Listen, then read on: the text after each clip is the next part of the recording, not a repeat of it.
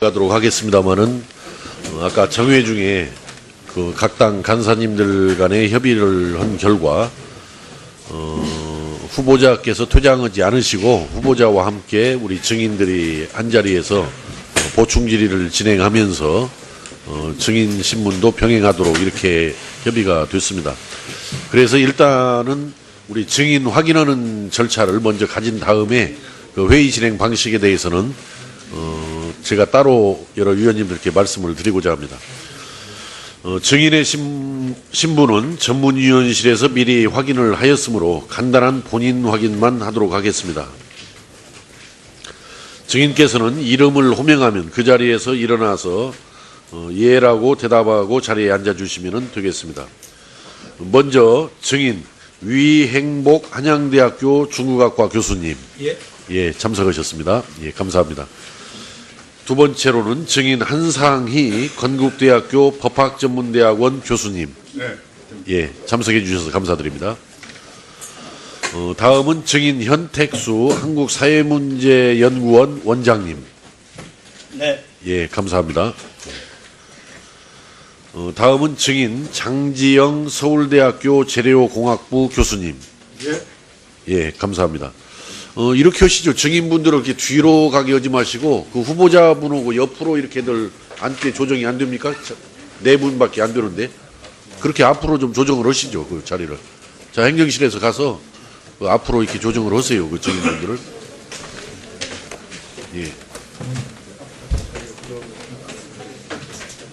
네 분 다 앞으로 오셔서 사실은 원래 후보자께서는 좀 잠깐 그 다른 사무실에서 모니터 하시고 이렇게 하셔야 할 자리고 그 자리가 다 우리 증인분들 자리이기 때문에 그 앞으로 의자 하나만 더 갖고 와서 그 조치를 해놓으시기 바랍니다.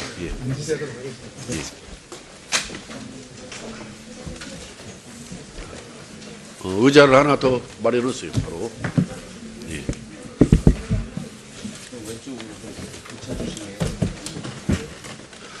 자, 본연의 업무가 바쁘신 가운데에도 이렇게 인사청문회에 출석하셔서 협조해 주신 점에 대하여 우리 위원회를 대표해서 위원장으로서 감사하다는 말씀을 먼저 드립니다.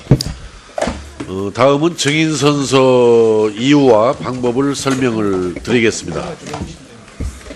증인선서를 하는 이유는 국회가 김상곤 교육부 장관 후보자에 대한 인사청문회를 실시함에 있어서 증인으로부터 양심에 따라 숨김없이 사실대로 증언하겠다는 서약을 받기 위한 것입니다.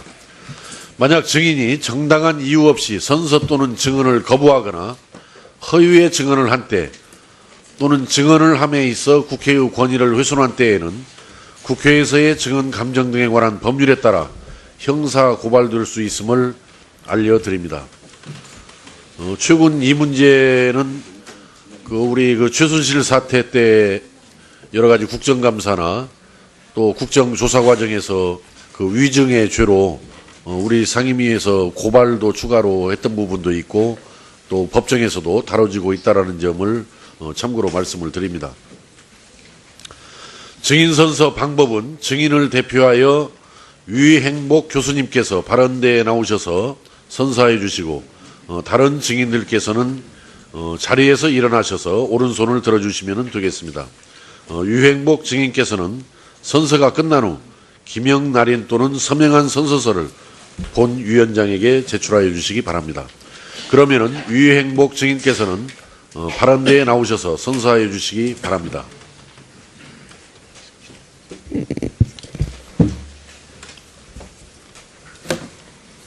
증인선서. 본인은 국회가 실시하는 김상곤 부총리 겸 교육부 장관 후보자의 인사청문회에서 증언을 함에 있어서 국회에서의 증언 감정 등에 관한 법률 제7조 규정에 의하여 양심에 따라 숨김과 보탬이 없이 사실 그대로 말하고 만일 진술이나 서면 답변에 거짓이 있으면 위증의발을 받기로 맹세합니다. 2017년 6월 29일 한양대학교 위행복.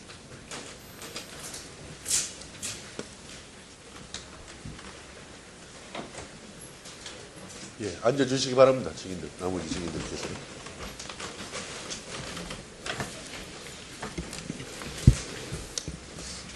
오래 기다리셨고.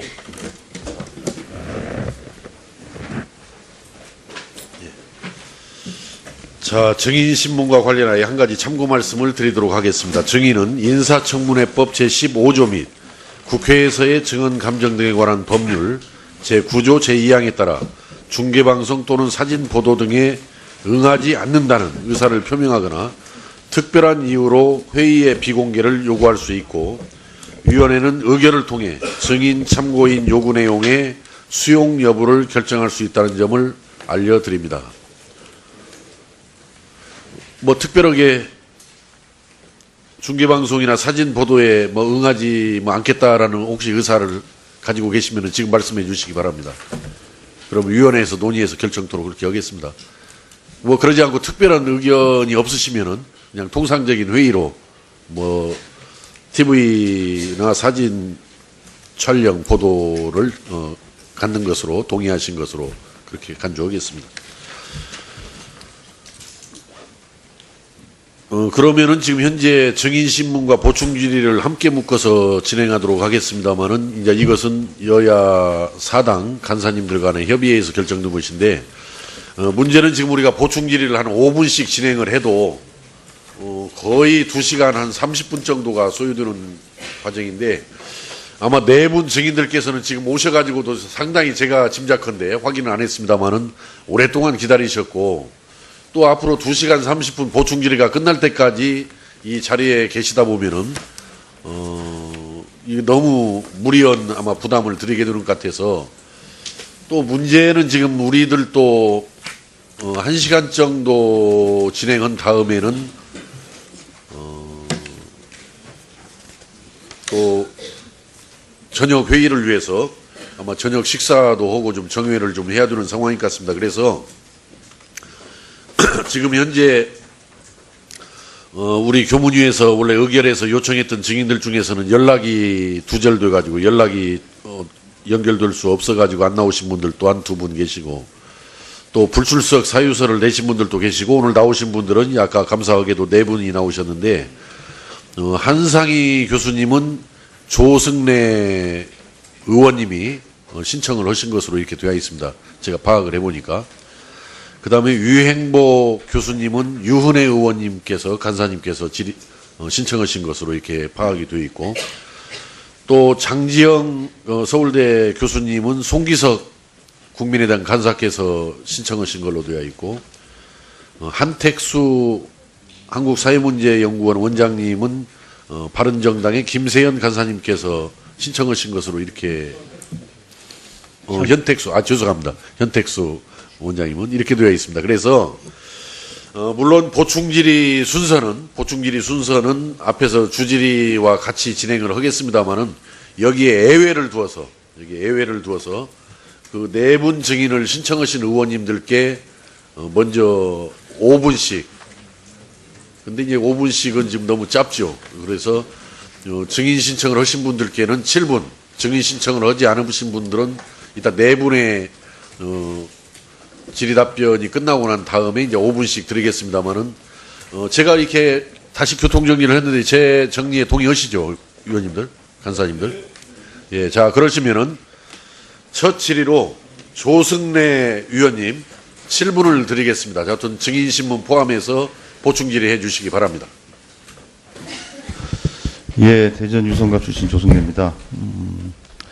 앞서도 얘기가 있었지만 그 김상곤 후보자에 대한 후보자의 논문에 대한 그 표절 시비가 불거지게 된 것은 2009년도 교육감 보궐선거에 출마했을 때나, 그리고 그 이듬해 2010년 교육감 재선에 도전했을 때 불거졌던 것이 아닙니다. 2010년도는 그 상대 후보자에 대한 표절 시비가 정말 엄청나게 그 논란이 있었음에도 불구하고 그 김상곤 당시 그 교육감에게는 그런 의혹조차도 제기된 바가 없었습니다. 근데 이게 그 의혹이 제기된 것은 2014년 경기도지사 선거에 후보의 뜻을 두고 이제 경선에 참여하는 과정에서 제기가 됐고, 이 문제 제기는 미디어워치라는 곳에서 진실성 연구센터인가요? 예.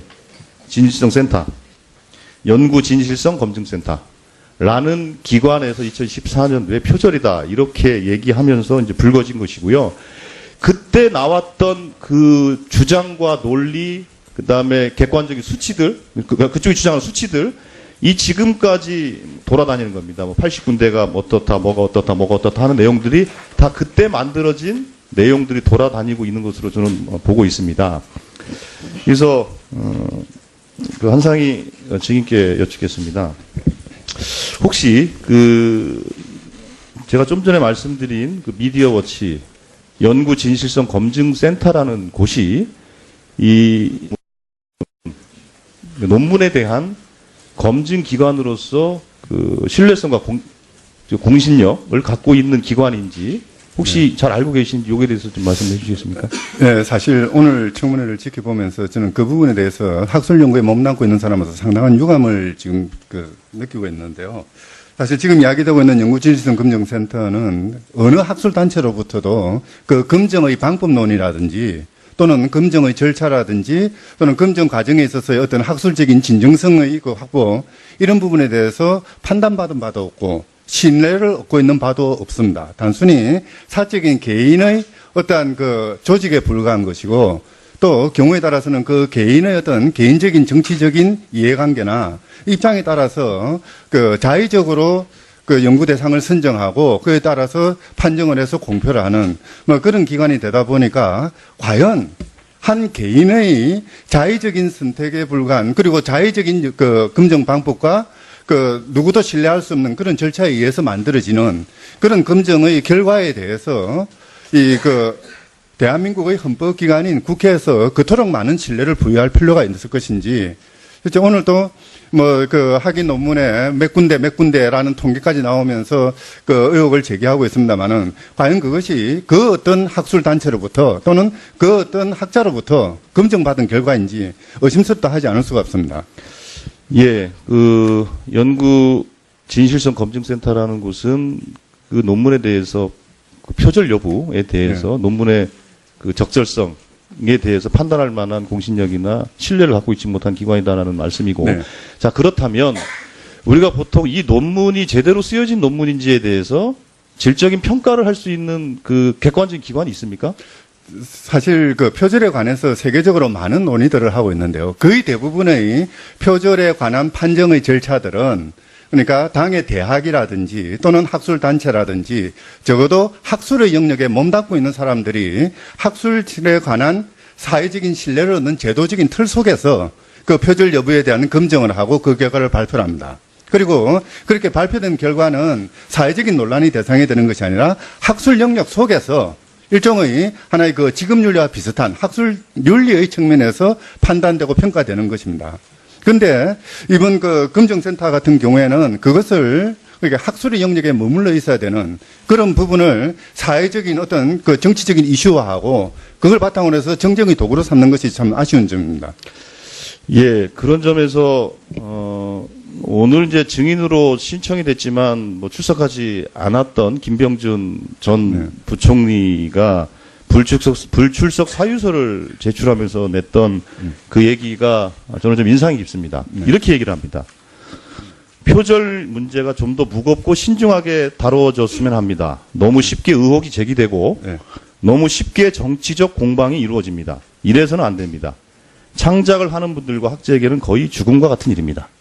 그만큼 신중하게 전문적 판단을 바탕으로 다루어져야 합니다. 자, 이런 측면에서 지금 연구 이름도 참 어려워요. 진실성 검증센터의 그 분석과 서울대 위원회의 분석이 있습니다. 자, 그러면 이 서로 상반되는 분석 결과를 우리가 놓고서 그럼 어떤 결과를 우리가 신뢰해야 될 것인가? 당연히 서울대 결과를 신뢰해야 되죠. 물론 서울대에서 학위를 줬기 때문에 자기 식구 뭐 감싸기를 하는 거다 이렇게 얘기하지만 그거는 우리나라 최고의 대학인 서울대학교를 저는 폄하하는 거라 생각하고 있습니다. 혹시 서울대의 그 진실성위원회의 그 판단 결과에 알고 계십니까? 네. 예, 그 내용에 대해서 어떻게 생각하십니까? 사실 조금 전에 의원님께서도 말씀하셨습니다만은 제가 정말 그 학자로서 좀 그 뭐 자괴감에 빠져 있는 부분이기도 한데요. 그러니까 한 개인이 지적한 그것도 아무런 공신력이 없는 그 자의적인 기준에 의해서 지적한 그런 부분에 대해서는 수없이 많은 신뢰를 보내면서 적어도 우리나라의 어떤 학술 제도의 가장 정점에 있는 서울대학교 연구진실성위원회의 판정 결과에 대해서는 너무나 쉽게 부정하는 오늘의 이 회의의 모습을 보면서 과연 우리의 학술 제도라는 게 무슨 의미가 있는가? 이 학자로서 왜 존재하고 있어야 되는가 하는 그런 회의감을 느낄 정도였습니다. 어떻게 보면은 한 개인은 얼마든지 의혹을 제기할 수 있고 또 거기에 대해서 이의를 제기할 수도 있습니다. 그러나 이런 것들을 제대로 아우르고 공적으로 판단을 하고 그에 대해서 사회적인 평가의 중심을 만들어줘야 되는 것은 그러니까 그 학술의 가장 큰 책임을 가지고 있는 당의 대학이라든지 학술단체여야 되거든요.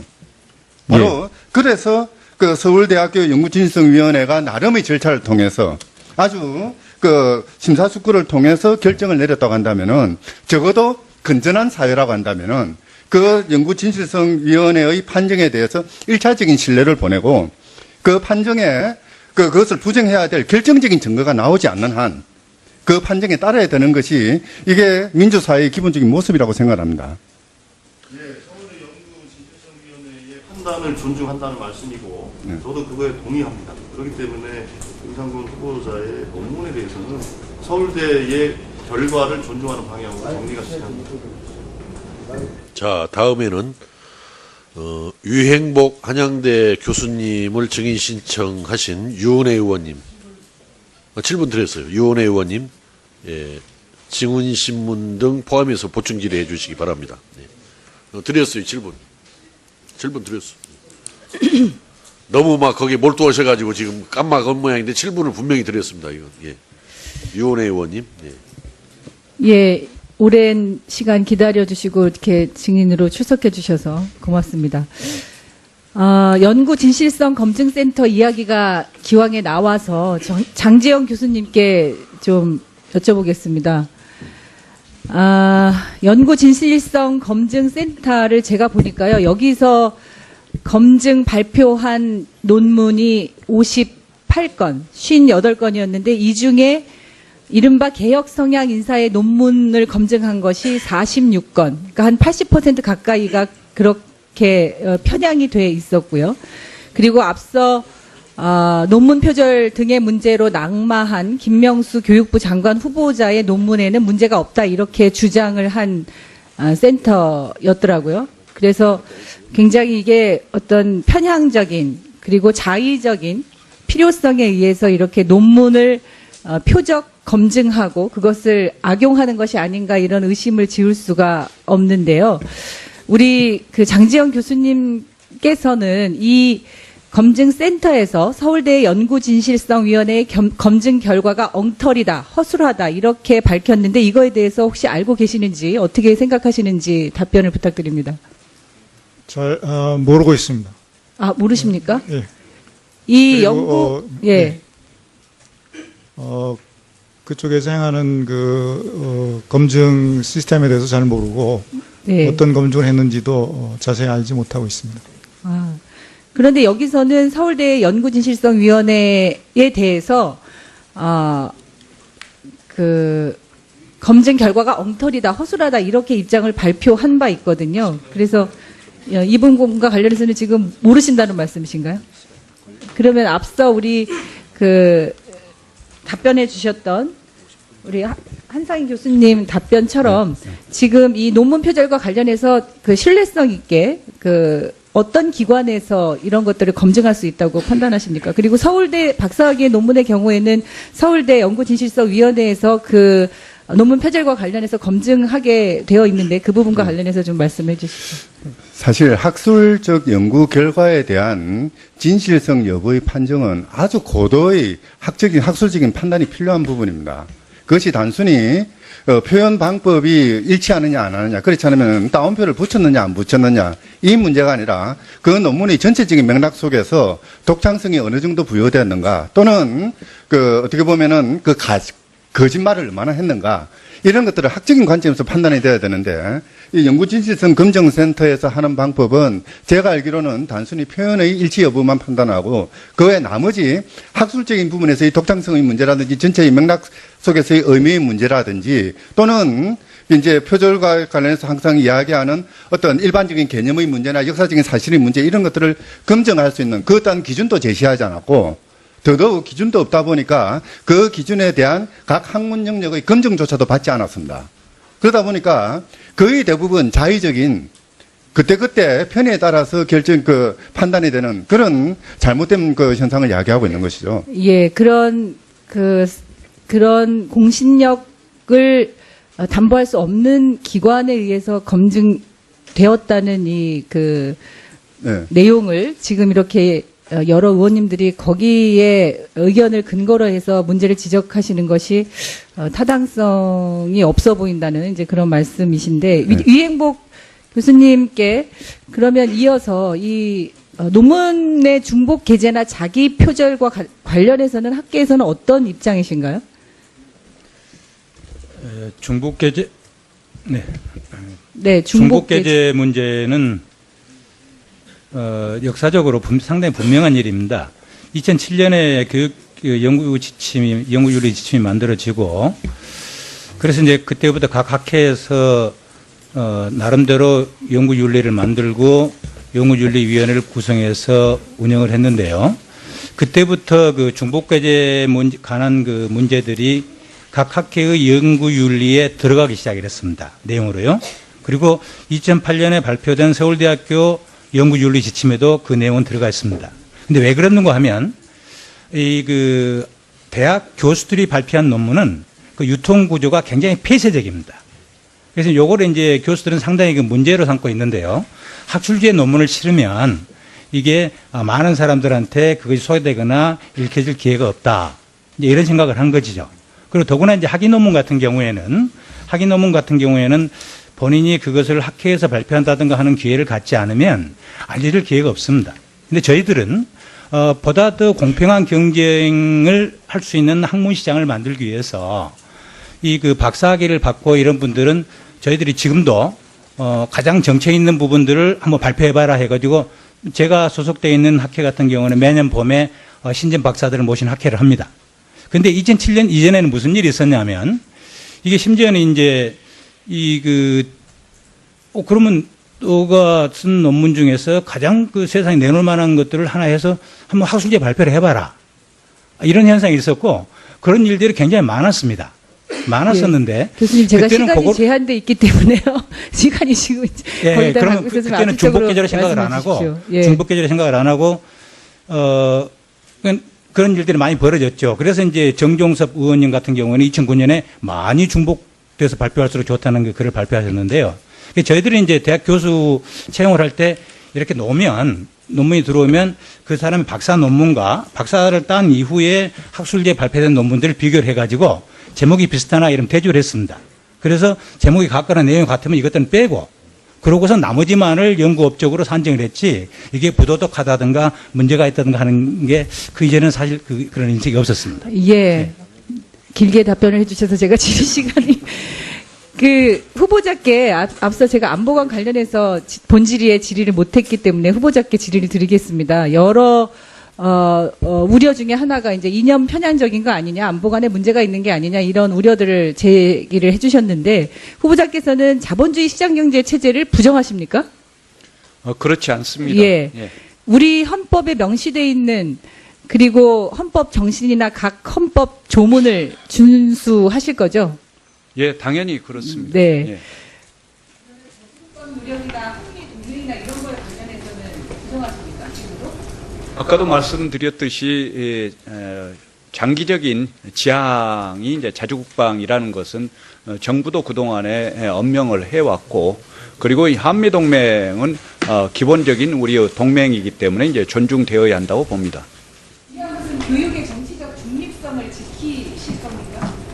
예, 교육감 할 때 여러분들도 이제 다 보셨겠습니다만 이제 저로서는 정치적인 중립성, 교육의 자주성, 전문성을 예. 지키고자 최선을 다했습니다. 윤 의원님 이따 이것을 지켜보시는 국민들께서 판단해 주실 것이라고 믿습니다. 이따 제가 뭐 추가 질의 또 몇 차례 더 드릴 테니까 이따가 충분히 하시기 바랍니다.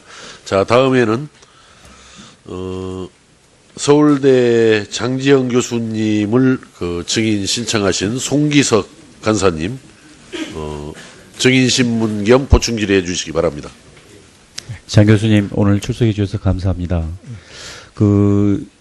우리 교육부총리 후보자 김상곤 후보자의 그 박사학위 논문 사회적 기업의 자주관리적 노사관계 모형에 관한 연구 서울대 진실성위원회에서 예비조사할 때 그때 참여하셨습니까?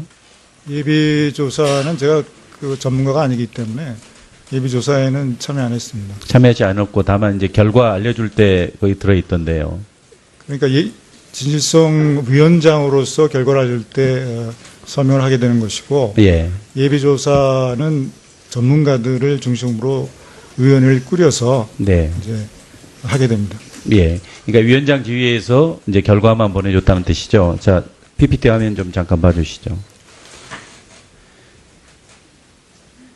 2015년 11월 3일 교육부에서 발표한 연구윤리 확보를 위한 지침에 보면 이렇게 되어 있습니다. 이것은 교육부 훈령입니다. 그 다음 면 봐보시죠. 여기 보면 표절에 대해서 정의를 해놨습니다. 개정을 했는데요. 보입니까? 네. 교수님 보입니까? 예, 보입니다. 예. 다음 과목과 같이 일반적 지식이 아닌 쭉 이렇게 하고 A시로 갑은 타인의 연구 내용 전부 또는 일부를 출처를 표시하지 않고 그대로 활용하는 경우 이게 연구윤리 지침상 표절이다. 이렇게 정의를 해놓은 겁니다. 자, 다음 화면 봐보시죠. 서울대학교 연구윤리 지침에 보면 이렇게 11조에는 연구 부정행위가 있습니다. 그리고 12조에 다음은 연구 부적절 행위가 있습니다. 그 서울대 이 연구윤리 지침에는 표절에 대해서 따로 정의하거나 규정하고 있지 않습니다. 다시 말씀드리면 연구 부정행위나 연구 부적절 행위 저렇게 나눠놨고 따로 표절을 안 했다 이 말은 결국 연구 부정행위나 연구 부적절 행위 둘 다 교육부 여기 연구윤리 지침에 따른 표절에 포함된다는 의미 아닙니까? 어떻게 보십니까? 지금 그 서울대 진실성위원회 규정에 의하면 표절이라는 단어는 사용하지 않고 있습니다. 단지 타인의 연구 성과를 사용했다 이런 개념으로 지금 설명을 하고 있고 그래서 그거를 지금 저기에 지금 보여주시는 그 표절이라는 것과 연결시키는 데는 제가 판단하기에는 좀 무리가 있고 지금 이 건에 대해서는 타인의 연구 성과를 이제 사용한 거에 연구윤리 위반의 부적절 행위가 있었다. 그러나 정도는 경미하다. 이게 이제 진실성위원회의 판단입니다. 그러면 그 교육부 훈령에 따른 표절에는 거기에 해당되지 않는다는 뜻인가요? 거기까지 포함될 수도 있다는 뜻인가요? 부적절 행위가. 근데 이 표절이라는 단어의 정의가 상당히 광범위하기 때문에 좀 전에 교육부 훈령의 표절 의미 보셨지 않습니까? 그걸 기준으로 말씀해 보십시오. 아니 지금 제가 지금 예. 서울대 진실성위원회 위원장 입장으로 나와 있기 때문에 예. 지금 결정문에 있는 그 결정문이라는 게 지금 마지막 그 통지문 아니겠습니까? 그러니까 그거 이외에 다른 얘기를 드리기는 상당히 어렵습니다. 그러나 타인의 연구 성과를 그 연구윤리 지침에 보면은 타인의 연구 성과를 어떻게 사용했느냐 그런 거에 자세한 그런 그 구분이 되어 있습니다. 서울대 진실성위원회에서 석사 논문에 대해서 이렇게 연구 부정행위인지 부적절 행위인지 이렇게 심사한 적이 있습니까? 없습니다. 없습니까? 2006년 이전에 석사 논문 한번 검증했던 거로 자료가 제출되어 있는데요. 아, 그러니까 장관 후보자에 대한 것이 아니고 예, 다른 분이라도. 물론 교원인 경우에 할 수 있고 또 공익상 중대하다고 판단할 때는 할 수 있습니다. 그게 조국 현 민정수석의 논문 아닙니까? 그렇게 알고 있습니다. 자, 진실성위원회 규정 3조 3항을 보면 공익상 중대한 영향을 미치거나 연구 진실성 확보를 위하여 중요한 사안이라고 위원회가 인정하면 조사를 개시할 수 있게 이렇게 돼 있죠. 맞습니다. 그러면 이제 다시 우리 김상곤 후보자의 석사 논문이 다시 표절 여부에 대해서 다시 논란의 중심에 서 있습니다. 그럼 서울대 진실성위원회에서 김상곤 후보자의 석사 논문에 대해서 심사할 수 있습니까? 이 규정에 의하면 할 수 있는 거죠. 심사할 수 있습니다. 예, 할 예정입니까? 근데 지금 그 국회에 자료가 지금 제출된 걸로 알고 있는데 약 2주 전에 그 진성위원회가 열렸었는데 그 진성위원회가 열리기 전에 제보가 있어갖고 일단 제보를 접수했다는 의미는 이제 예비조사를 준비하고 있다는 겁니다. 그러니까 예비조사위가 지금 구성되어 있지는 않고 예비조사를 준비하고 있다. 그러니까 공식적으로 조사할 의향이 있습니다. 예. 아까 다시 PPT하면 그 교육부 연구윤리 확보를 지침 훈령 한번 올려주시죠. 그 훈령 내용에 의하면 이건 교육부 훈령이기 때문에 일정 부분 물론 교육 학술에 관한 자치권이 인정되긴 하지만 자율성도 보장되지만 사실 교육부 산하에 대학 포함해서 기관들이 다 일종의 준수해야 되는 그런 규정입니다. 그래서 지금 그 연구 부정행위 관련돼서 여기서 이제 구체화 이렇게 했지 않습니까? 제가 보기에는 서울대 윤리 규정이 좀 그 구체적으로 어떤 게 표절이다. 그러면 연구 부정행위만 표절이냐? 그건 아니지 않습니까? 우리가 일반적으로 표절을 의미할 때. 근데 저희는 표절이라는 용어를 안 쓰기 그러니까 때문에 용어 자체를 안 쓰고 계시잖아요. 안 쓰고 있기 때문에 그거에 대해서 제가 이 결정문 위에 다른 의미로 해석을 드리는 것은 이게 적당하지 않다고 생각합니다. 그래서 제가 이제 교수님께 여쭤보는 겁니다. 비록 서울대 그 연구진실성위원회에서는 또 윤리 규정에서는 표절이라는 용어를 사용하지 않지만 우리 사회 일반적으로 표절이냐 중복개념이냐 이렇게 계속 물론 중복개념이 있지만 논란이 되고 있지 않습니까? 그리고 교육부 훈령으로도 나와 있으니까 서울대 그 연구윤리 규정에도 그 전까지 포함을 해서 연구 부정행위와 연구 부적절 행위가 다 합쳐서 표절로 이렇게 포괄할 수 있는 것인지, 그러니까 그런 규정들을 좀 더 보완했으면 하는 그런 아쉬움이 있는데요. 어떻게 생각하십니까? 저는 오히려 그 표절이라는 용어를 쓰는 것보다 저희가 갖고 있는 규정에서 구분하는 것이 타인의 연구 성과를 사용했을 때 어떤 경우에 부정행위가 되고 어떤 경우에 부적절 행위가 되는지 그게 더 좋은 그런 그 방법이라고 생각합니다. 자, 송기석 의원님 수고하셨습니다. 다음은 우리 현택수 원장님을 증인 신청한 우리 김세연 의원님 질의 차례입니다만은 지금 김세연 의원님이 외부 방송과의 인터뷰 때문에 40분 이후에 입실을 예정으로 되어 있습니다. 그래서 잠시 김세연 의원님은 들어오시는 대로 발언 기회를 드리기로 하고 아까 그 주질의 순서에 의해서 진행을 하겠습니다. 참고로 가급적이면은 지금 현재 증인으로 나오신 네 분은 7시까지만 여기 계시도록 하는 것이 저는 좋겠다라는 생각입니다. 그래서 여러 위원님들께서 그거 참고해 주시고 그 질의에 임해 주시기 바랍니다. 자, 그러면은 순서에 의해서 이현재 위원님, 보충 질의해 주시기 바랍니다. 5분입니다.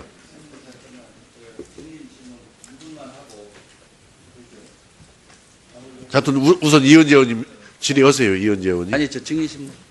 증인신문만 할 수도 있고 보충 질의를 하실 수도 있고 하는 거니까 지금부터 자, 이은재 의원님 질의해 주시기 바랍니다. 네, 강남평의 5분입니다. 5분. 네, 강남평의 이은재 의원입니다. 우선 아까 제가 교수 생활 27년간의 후보자 연구 실적이 저희가 이제 맨 처음에 요구를 했더니 5편밖에 없다. 그리고 교육부 관계자가 막 울면서 5편밖에 안 보내오고 어저께 밤 11시 55분에 13편 가져왔습니다. 확인해 보셨습니까? 후보자? 몇 편 쓰셨는지 확인해 보셨습니까? 아까 이제 30편 정도를 확인했고요. 제가 생각할 때는 한 40여 편 썼다라고 이제 그렇게 말씀드렸었습니다. 49편의 논문 리스트를 제가 드렸는데 그거 아까 확인해 보시라고 드렸잖아요. 근데 그러면 나머지 9편은 후보자가 쓴 거 아닙니까? 아니, 제가 쓴 건데 지금 가지고 있지 않아서 찾지 못해서 이제 그동안에 그랬습니다. 아니, 그렇다 그러면 지금 전혀 이해가 되지 않습니다. 본인이 쓴 논문이 몇 편인지 확인도 안 되면서 어떻게 교육부총리를 하시겠다는 건지 우선 첫 번째 이해가 되지 않고요. 그 다음에 두 번째, 중복기재에 관련해서도 역시 아까 제가 논문을 드렸죠. 두 논문의 차이가 무엇이었습니까? 아까도 조금은 설명을 드렸습니다만 이제 그것은 한신대 사회과학연구소에서 아니, 제가 여쭤보는 거는 그러면 중복기재입니까? 아닙니까? 중복은 중복인데 이제 부당한 중복 게재는 그러시면 아니란 중복 말이에요. 게재죠? 중복 게재인 거 맞죠? 중복은 중복인데 그러면 부당한 됐습니다. 중복 게재가 아니란 중복 말이에요. 게재로 제가 이해하겠습니다. 네, 그다음 지금 이제 그 많은 의원들께서 이 서울대 연구 진실성위원회 결정 부분에 대해서 말씀들이 뭐 이게 맞다 아니다 이렇게 말씀이 계셨는데 우선 제가 한번 이거를 그 여기 이제 오신 그 증인들도 많이 계시고 그러는데 제가 이제 아까도 본 것처럼 제가 박사학위 논문에 이 파워포인트 한번 보여주세요. 파워포인트에 그 김기원 씨가 쓴 논문 서적을 박사학위 논문에 110페이지, 김기원 110페이지에서 112페이지까지의 박사학위 논문은 59페이지에서부터 61페이지까지 주나 아무것도 없이 그대로 갖다 뺏겼습니다. 이거 표절입니까? 아닙니까? 표절이에요? 아니에요? 말씀해 보세요. 그건 역사적인 사실과 관련해서 이루어진 아니, 것이었어요. 제가 여쭤본 게 표절입니까? 아닙니까? 그럼 남의 거 그대로 뺏긴 겁니까? 표절이 아닙니다. 그건. 그럼 뭡니까? 그렇게 자꾸만 위증하시면 안 됩니다. 이거 그렇죠. 그 다음에 이것도 남의 거 그대로 갖다 뺏겼습니다. 또 하나 실례를 하나 보여드리겠습니다. 이번에는 그 가이토 스스무라는 일본 사람이 쓴 책을 박사학위 논문 5, 6면에 그대로 갖다 넣었는데 여기는 중간에다가 그 줄을 하나 달았습니다. 근데 앞 패러그래프하고 마지막 패러그래프를 보면 이거는 그대로 남의 거 이분 거를 갖다 뺏겼습니다. 이게 표절 아니고 뭡니까? 그 지금 답변을 계속 아니다. 지금 저는 교수 생활 30년 한 사람입니다. 교수 생활 30년 하고 우리 여기 한상희 증인도 나오셨지만 우리가 학교에서 허구한 날 박사 논문 지도하고 석사 논문 지도하면서 학생들에게 뭘 합니까? 이거 절대로 표절하지 마라. 그 다음에 지도교수가 우리가 다 찾아낼 수 있습니까? 본인의 양심에 맡깁니다. 그런데 우리 교육부총리께서 이거 가지고 어떻게 대학 교수들을 지도하고 지금 대학교 다니는 학생들에게 이거 얘기하실 수 있습니까? 더구나 지금 국민들이 보고 있습니다. 국민들이 보고 있는데 국민들이 이거 판단해서 보면 이거는 분명히 남의 거 뺏긴 건데 아니면 표절인데 이렇게 생각을 하고 있는데 우선 후보자만이 아니다. 그렇게 말씀하시면 어떻게 되는 겁니까? 후보자만 지금 국민들한테서 심판받고 있습니다. 그래서 후보자가 자꾸만 아니다, 기다 이렇게 얘기하실 게 아니라 잘못됐습니다. 어쩌다 보니까 그렇게 남의 거를 뺏기게 됐습니다. 이렇게 답변을 해주셔요. 왜 자꾸만 그렇게 아니다 그렇게 말씀하십니까? 어떻습니까? 이거 뺏긴 거 맞죠? 서울대 연구진실성위원회 판단을 서울대 존중합니다. 연구진실성위원회 거는요. 제가 지금 아까 말씀드리 계셨는데 거기서 뭐라 그랬느냐면 연구 부적절 행위라고 했고 이거는 정확한 출처 표시 또는 인용 표시가 없이 타인의 문장을 사용했다는 점에서 연구 부적정 행위라고 했습니다. 그것은 표절하고 똑같은 표현입니다. 무슨 말씀하시는 겁니까? 거기 선행 문단에서 출처 표시가 되어 있다라고 그것도 되어 있습니다. 예. 아까 제가 보여드렸죠? 아까 한글을 한자로 고친 거 그대로 뺏긴 거죠? 그 다음에 지금 이거 한번 보세요. 김기원 씨가 쓴 책자에서 박사학위 논문에 그대로 갖다 쓰셨습니다. 가장 대표적인 사례예요. 여기 참고문은 아무것도 없습니다. 자, 이현재 위원님, 이따 추가 질의 또 기회를 많이 드릴 테니까, 더군다나 증인으로 나오신 분들과 관련이 안 되니까 조금 협조해 주시기 바랍니다. 자, 다음에는 신동근 위원님 보충 질의 겸 증인 신문해 주시기 바랍니다. 5분입니다. 예, 장지영 증인께 여쭤보겠습니다. 그 서울대 윤리지침에는 부정한 행위와 부적절한 행위로 나눠져 있죠, 그죠?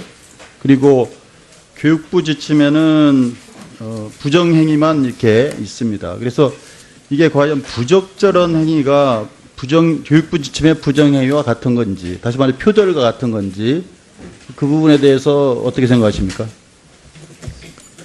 근데 지금 좀 아까도 질문을 받았는데 이 표절이라는 용어는 지금 저희가 안 쓰고 있습니다. 안 쓰고 있고 그 다음에 그게 같으냐 안 같으냐는 제가 그 교육부 윤리 지침은 사실 잘 모르고 있습니다. 근데 제가 그리고, 이제 예. 제가 확인한 여러분들이 계속 이걸 헷갈리는 것 같아요. 근데 지금 있는 자료만 놓고 보더라도 이건 다르다는 것입니다. 뭐냐면 그 교육부 지침의 제3장 연구 부정 행위를 보면 12조의 3을 보면 어떻게 표현이 됐냐면요. 표절은 타인의 독창적 아이디어 또는 창작물을 적절한 출처 표시 없이 활용함으로써 이것뿐만이 아니고 뒤에 어떻게 표시가 됐냐면 제3자에게 자신의 창작물인 것처럼 인식하게 하는 이 표현이 있습니다. 그러니까 무조건 인용만 한다고 되는 게 아니고 자기 걸로 만들려는 그런 의도성이 있는 겁니다.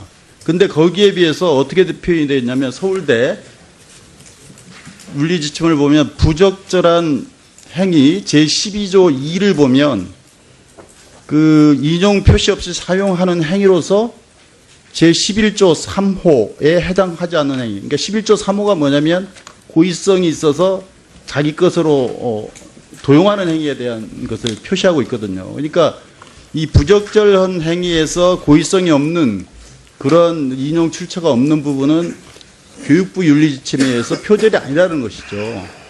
그건 뭐 명확하게 이게 두 개로 돼 있습니다. 그래서 이걸 자꾸 이은재 의원님도 그렇고 아까 송기석 의원님도 자꾸 이 혼돈해서 사용하는 그런 경향이 있지 않나 그렇게 보고요. 한상희 증인 어떻게 생각하십니까? 네, 사실 교육부 지침에 의하면 표절이 되려면은 적어도 6개 내지 7개의 요건을 충족해야 됩니다. 보시면은요, 이제 3호인데요. 우선 일반적인 지식이 아니어야 됩니다. 그 다음에 타인의 독창적인 아이디어나 표현이어야 됩니다. 그것을 출처 없이 표현을 해야 되고요. 타인에게 자신의 참작물인 것처럼 보여야 됩니다. 그리고 그 이제 부칙조항에 의해서 이전에 그 지침 이전에 있었던 것은 그 당시 관행에 위반되어야 됩니다. 더 나아가서 이런 모든 행위들이 고의나 과실에 의해서 이루어져야 됩니다. 이런 요건들이 다 충족될 때 그때서야 비로소 표절이라는 이름을 붙일 수 있습니다. 근데 지금 현재 그 이야기되고 있는 그 위원회에서 논의되고 있는 그 부분은 이 6개 내지 7개의 요건에 대한 판단이 전혀 지금 제대로 이루어져 있지 않습니다. 유일하게 판단한 것은 서울대 연구진실위원회 결정문입니다. 질의할 게 또 있어서요. 그리고 그 중복계제 문제에 대해서 아까 이은재 의원님이 말씀하셨는데 이게 지금 저희가 학술단체 총연합회 지침 해설서에 보면 이 중복계제가 두 저작물이 학술지에 한해서만 이렇게 하게 돼 있거든요. 그러니까 하나를 학술지하고 하나를 기관지하는 경우에는 중복계제로 하지 않는다 이렇게 보고 있어요. 근데 김상곤 교수님은 하나는 기관지에다가 발표를 했고 하나는 학술지에 발표를 했는데 이런 경우에 중복계제입니까? 중복계제가 되려면 부당한 중복계제가 되려면 그리고 또 하나는 뭐냐면 부당한 중복계제와 부당한 중복계제를 윤리지침에서는 구분하고 있어요. 예. 근데 무분별하게 그냥 중복계제 했다는 것만으로 윤리지침을 어긴 부당한 중복계제로 파악하고 있거든요. 거기에 대해서 한상희 교수님 증인. 네, 사실 중복계제 자체를 지침이 금지하고 있는 건 아닙니다. 그 중복계제를 그 계제를 이용해서 연구비를 그 이중으로 받았거나 그렇지 않으면은 연구 실적을 그 과잉하게 받았던 그런 식으로 잘못된 결과가 야기됐을 때 그때서 비로소 이 중복계제라고 그럽니다. 그래서 교육부 지침에도 단순히 중복계제라고 하지 않고 부당한이라는 형용사를 붙여서 설명하고 있습니다. 그러니까 그 부당함이라 하면 그것으로 그렇죠. 인해서 예를 들어서 학술 지원비를 비용을 받았거나 그렇죠. 또는 연구 업적을 이용해서 승진을 했거나 그렇죠. 이런 경우에 하나는 거죠, 이게. 네, 맞습니다. 맞죠? 네. 예. 그리고 계속 본인은 아까도 후보자께서 그 이 중복계제와 또 그 논문의 표절 문제에 대해서 입장을 계속 본인은 명백하게 잘못이 없다 이렇게 얘기를 했잖아요. 근데 이제 부적절한 부분에 대해서는 아까 송구하다고 표현을 했죠. 예. 알겠습니다. 예. 자, 수고하셨습니다. 여러 위원님들이 아마 궁금해 하실 것 같아서 이후에 일정에 대해서 말씀을 드리겠습니다. 오늘 7시까지 회의를 진행하다가 7시부터 8시 30분까지 식사라든지 자료 준비를 위해서 정회를 할 계획입니다. 또 지금 증인으로 나와신 네 분의 경우에는 저 네 분들께서 동의를 하시면은 8시 반 이후에 여기에 앉아 계셔도 상관이 없겠습니다만은 만약에 그때까지는 계시기가 어렵다 여러 가지 사정으로 오면은 7시 우리 정회를 할 때 떠나실 수 있는 것으로 그렇게 하려고 합니다. 그렇기 때문에 그런 점 참고로 아시고 사실상 네 분의 의사를 제가 확인을 안 했습니다만은 7시 이후에는 떠나신다라는 걸 전제로 여러 위원님들 질의할 때 참고해 주시기 바랍니다. 자, 다음은 저 위원장님, 예. 저 증인인데요. 예. 저에게도 발언 기회를 좀 주셨으면 합니다. 바로 김세현 의원님이 40분 이후에 들어오신 7시까지인데 아니 그러니까 40분 이후에 공평하지 들어오십니다. 못한 것 같습니다. 이 현택수 원장님에 대해서는 기회를 드립니다. 아니요, 시간이 지금 그러니까 자료해도 이따가 이따가 점심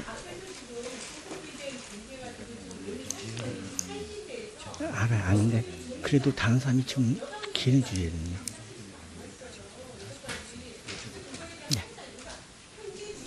빨리 하세요, 발언을. 예, 빨리 하세요. 계속 설명하느라고 시간이 나가니까 네. 짧게 한 30초 내에 하십시오, 네, 빨리. 금방 예, 30초 내에. 끝내겠습니다. 예. 네, 지금 이제 중복 게재를 한 것은 사실인데 이것이 연구비를 하나는 학진에서 받은 게 확실합니다. 그다음에 또 하나는 저희가 한신대에서 연구비를 받은 것 같아서 이 자료를 요구를 했는데 계속 저희한테 주지 않고 있습니다. 그래서 한신대에서 이 자료를 교육부가 빨리 받아가지고 여기 실장님 누가 지금 단장이십니까? 아까도 말씀드린 것처럼 한신대가 교육부 위에 있습니까? 자료 지금 빨리 한신대에서 받아주시기 바랍니다. 아까 한신대학교 지금 자료가 안 오고 있어요, 아직까지.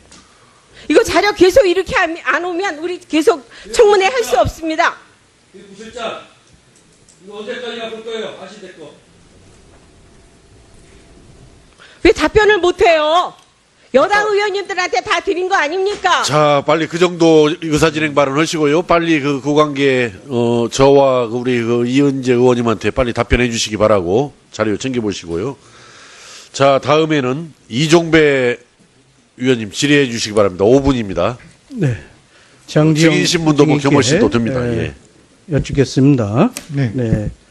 한번 저걸 보시죠. 먼저 다른 분들도 같이 한번 보세요. 석사학위 논문입니다. 우리 후보자의 석사학위 논문. 네. 띄워주시죠. 네. 여기 이제 이시다하고, 오아시 두 분이 같이 이렇게 공저로 쓰신 거죠. 그 전체 이 목차하고 이 요약본 이런 거 빼놓고선 전부 다 119페이지인데 그 중에서 29페이지가 이분 거, 이 책을 그대로 인용을 했습니다. 한 부분이 모두 다 그대로 번역한 겁니다. 번역해서 한자도 뭐 그러나면 그러나도 들어가 있고 다 그렇습니다. 한번 쭉 넘겨보시죠. 요게 이제 앞에 거 키워보시죠. 앞에 거 키워보세요. 여기 이제 중간에 따라서 해가지고 여기 없다까지 요 두 줄 중간에 있는 거 거기가 각주가 있습니다. 각주. 그 앞에 거도 각주가 앞에 거도 없고 뒤에 거도 계속 없는 겁니다. 이걸 각주를 넣으셨다라는 거거든요. 그리고 그 밑에 보면요. 그 밑에 키워줘 보세요. 거기 마르크스주의부터 된다까지 이렇게 꺽쇠가 하나 있어요. 그래 인용은 다른 페이지에는 없습니다. 요거 딱 하나뿐이에요. 다른 거는 의미가 없는 겁니다. 다른 거는. 네. 쭉 남겨 보세요. 쭉 남겨 보시죠. 예. 이게 이분이 다 그렇게 하신 거거든요. 이렇게 조금 각주 한 두세 줄 해가지고 각주하면 그 앞에 거만 인정을 하는 거 아니겠어요? 뒤에 거는 다, 뒤에 것도 그대로 뺏겼으면 각주를 다 달아야죠. 그리고 뺏겼으면 다 인용표를 해야죠. 그렇죠? 시간이 없어가지고, 이건 다른 분 거고요. 또 넘겨보세요. 이건 다른 분 거. 그대로 하신 거죠. 중간에 보면, 예. 또 넘겨보세요. 계속. 이건 이제, 그 앞에. 여기 저 국내 논문 김강두 선생님 거 논문 좀 한번 올려보실래요? 예. 이거는 각주도 없어요. 위아래 각주도 아무것도 없는데 표도 그대로 넣고 이 내용도 그대로 넣었어요. 이 순서만 바꿨어요. 표를 밑에 있던 걸 위로 바꾼 것밖에 없어요. 다 똑같아요. 그다음 이 뒤에 페이지도 마찬가지고요. 자, 이 뒤에 쭉 보세요. 뒤에 이렇게 각주라고 한다면 쭉 이거 한번 보시면서 우리 장 후보님 서울대 진실성위원회 위원장이시죠? 네, 맞습니다. 네. 이게 문장을 계산해 보니까요. 전체 747개 문장, 패러그래프가 747개인데 그 중에 220개가 그대로 번역해서 갖다 끼운 거예요, 다. 어느 부분은 한 부분 통째로 장 밑에 이제 절이겠죠. 절 하나를 다 이거 갖다 뺏겨 놓은 거 있고 또 앞부분은 이런 한 사람 거 뺏겼으면 다음 또 중간쯤에서는 또 다른 사람 거 한 10페이지 뭐 이렇게 뺏긴다든지 이런 식으로 전체 한 30% 가까이 29.5%가 패러그래프 그대로 한 사람 거 했고요. 또 도표도 35%, 도표도 35%를 그대로 옮겨놨어요. 출처 표시도 아무것도 없고 인용 표시도 없고 이런 게 표절이고 이런 게 부적정 행위 아니겠어요? 어떻게 생각하세요? 의원님 조금 전에 말씀드렸듯이 제보가 접수되었고 아니 글쎄 그건 절차상의 문제죠. 아니, 절차상의 문제가 아니고 전문가로 이제 예비조사위원회가 구성되면 전문가들이 아니 그 학자적 양심으로 봐서 이거 볼 때 어떻겠어요? 위원장으로서 말고 학자로서 볼 때 이거 표절입니까 아닙니까? 제가 그걸 지금 답변 드릴 수 있는 상황은 그러면 아니죠. 박사학위 논문 한 거 보세요. 박사학위 논문 부적정 행위 아니라 그러죠. 거기에 연속된 게 없어가지고 부적정 행위 아니라 그랬죠. 완전하게 연속된 패러그래프가 없어가지고 제가 찾아낸 게 이게 4개나 다섯 가지나 찾아냈어요. 연속된 거. 이건 뭐라고 설명하실까요? 지금 이 진실성위원회를 운영하는 방법이 이제 조사위원회가 구성되면 그게 예비조사위원회든 본조사위원회든 그건 전문가들이 결정을 하고 그래서 보고서를 받고 그 보고서를 진실성위원회 전체에서 심의하고 토의하고 필요하면 진실성위원회에서 대면 조사를 포함해서 조사를 더 진행하고 그러면서 이제 판정 결정인데 결정 내용에 오늘 여당 의원님들이 수없이 읽으신 거예요. 예. 2개 이상 연속으로 뭐 이렇게 이런 문장 이게 없다. 이게 있잖아요. 왜 이런 걸 밝혀내지 못하느냐 이런 말씀입니다. 이종배 의원님 그 다음에 이따 추가 질의해 주시고요. 아마 서울대 진실성위원회에서는 석사 논문에 대해서는 전혀 검토한 바가 없죠 지금. 금방 말씀하신 박사학위 논문인가요? 지금 그 예비조사 결과에 대해서 지금 말씀을 하시는 건데 거기에 대해서는 제가 뭐 더 이상 그 말씀드릴 게 없습니다. 예. 그러시고 말씀 나온 김에 아까 서울대 진실성위원회에서는 표절이란 말을 쓰지 않는다. 아까 그렇게 말씀하셨는데. 맞습니다. 그게 표절을 쓰지 않는 대신 부정행위냐 부적절행위냐 이렇게 구분한다는 이야기 아니에요?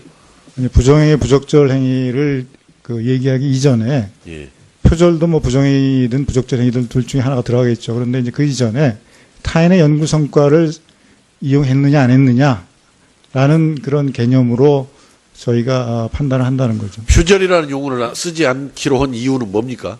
그래도 우리 일반 국민들이 알아듣기에는 표절이 더 알아듣기 쉬운데 표절이냐 아니냐 이렇게.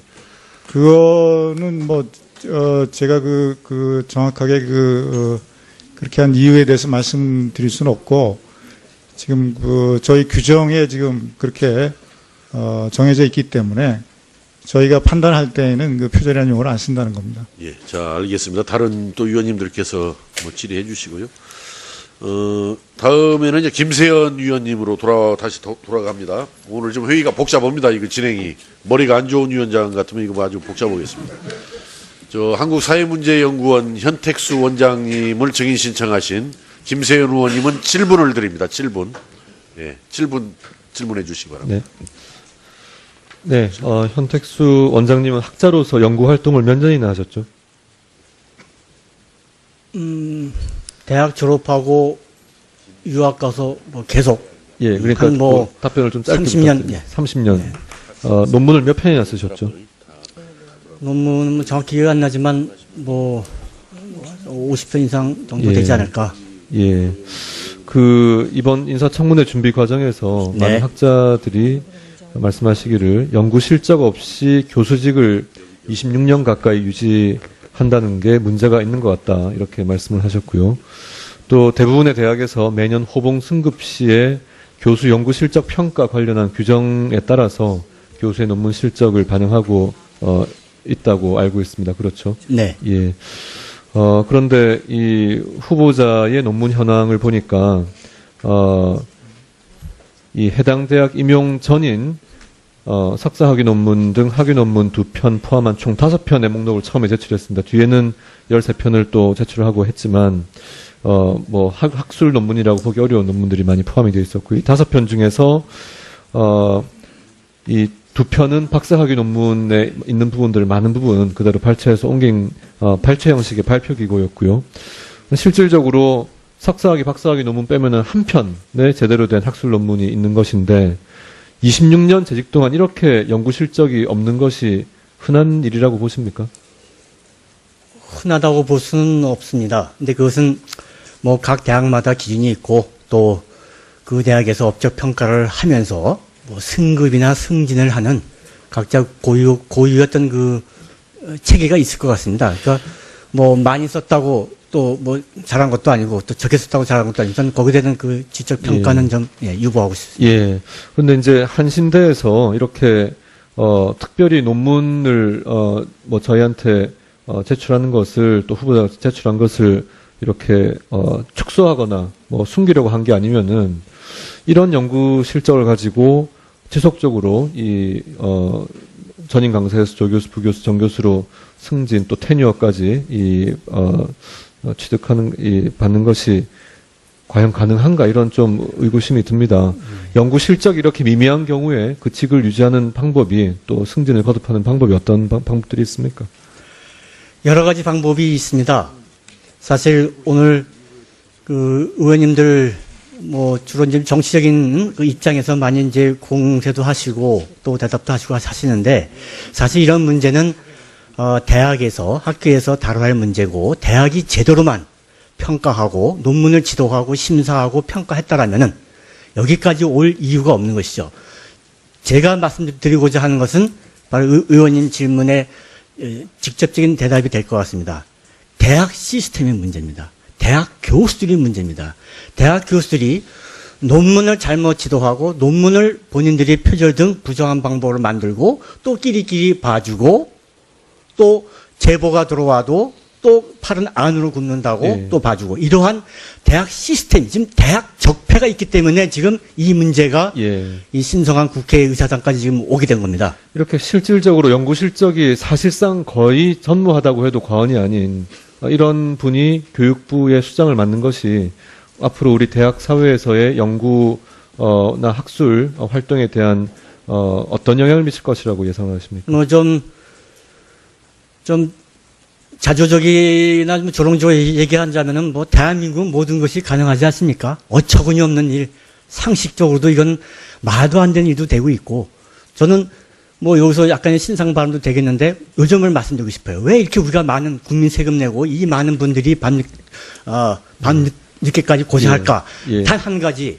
지금 법만 제대로 만들고 운영하면 됩니다. 알겠습니다. 지금 대통령 감사합니다. 임명 강행할 것 같으니까 못하게 하고 한쪽은 하게 하고 하려고 하는 거 아닙니까? 지금 그런 문제는 국민의 입장에서는 그런 문제가 아니에요. 감사합니다.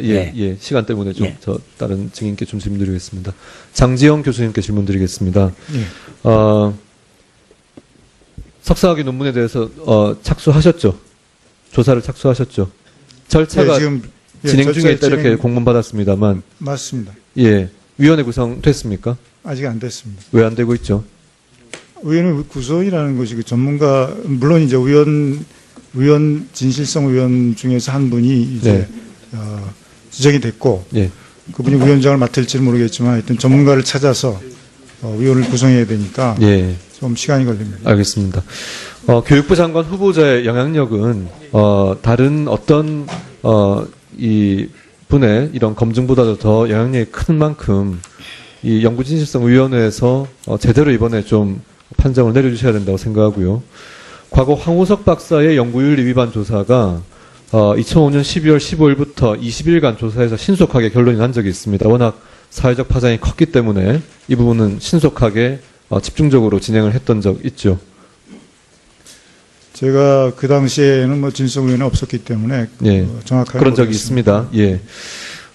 동시에 지금 교육부 장관이 이제 만약에 뭐 저희는 부적격이라고 봅니다만은 만에 하나 임명 강행이 되어서 임명이 된다면은 그렇다면은 모든 대한민국 정부 예산을 지원을 받는 이 연구 활동 결과로 나온 논문들에 대한 연구 진실성 문제를 안고 있는 이 건들에 대한 최종 처분권을 교육부 장관이 지게 됩니다.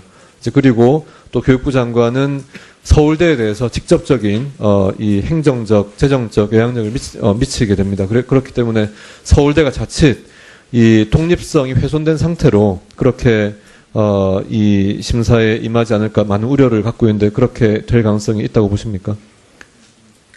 그런 우려는 안 하셔도 될 것 같습니다. 지금 진실성위원회 활동은 그 독립성이 충분히 보장되고 있기 때문에 조사하는 데는 전혀 문제가 없습니다. 예, 많은 국민들이 관심 가지고 보고 계시기 때문에 엄정하게 진행해 주시기를 바라고요. 또 한 가지 연구진실성위원회 박사학위 논문 이 결론 낸 것에 대해서 후보자가 주로 이 방어 논리로 펴셨는데 2017년 2월 2일에 서울대병원의 한 교수가 연구진실성위원회 논문 조작 판정으로 명예훼손 당했다고 학교를 상대로 낸 손해배상 청구 소송에서 한 것이 있습니다. 그래서 이런 면에서 법원의 판결을 볼 때는 또 절대적인 이 박사학위 논문에 대한 그 연구진실성위원회의 결론이 절대적인 것은 아닐 수 있다. 하지만 우리 사회에서 가장 권위 있는 그런 결론으로 모두가 주목하고 있는 만큼 엄정하게 이 과정을 신속하게 진행해 주시기를 요청을 드립니다. 그렇게 해주시겠습니다. 글쎄, 그 지금 판결 말씀하신 거는 뭐 다른 의견이 있을 수 있는데 그거는 뭐 말씀드리지 않고 그렇게 하겠습니다. 예, 수고하셨습니다. 예, 오영훈 의원님까지 질의하고 정회했다가 네.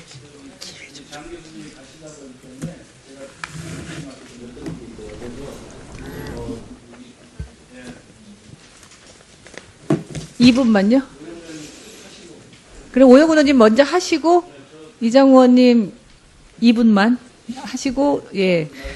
지금 네 분 증인 중에 장지영 교수님은 돌아가신다고 하시고 다른 분들은 계속 자리에 계신다고 하셨다는 것을 의원님들께 말씀드립니다.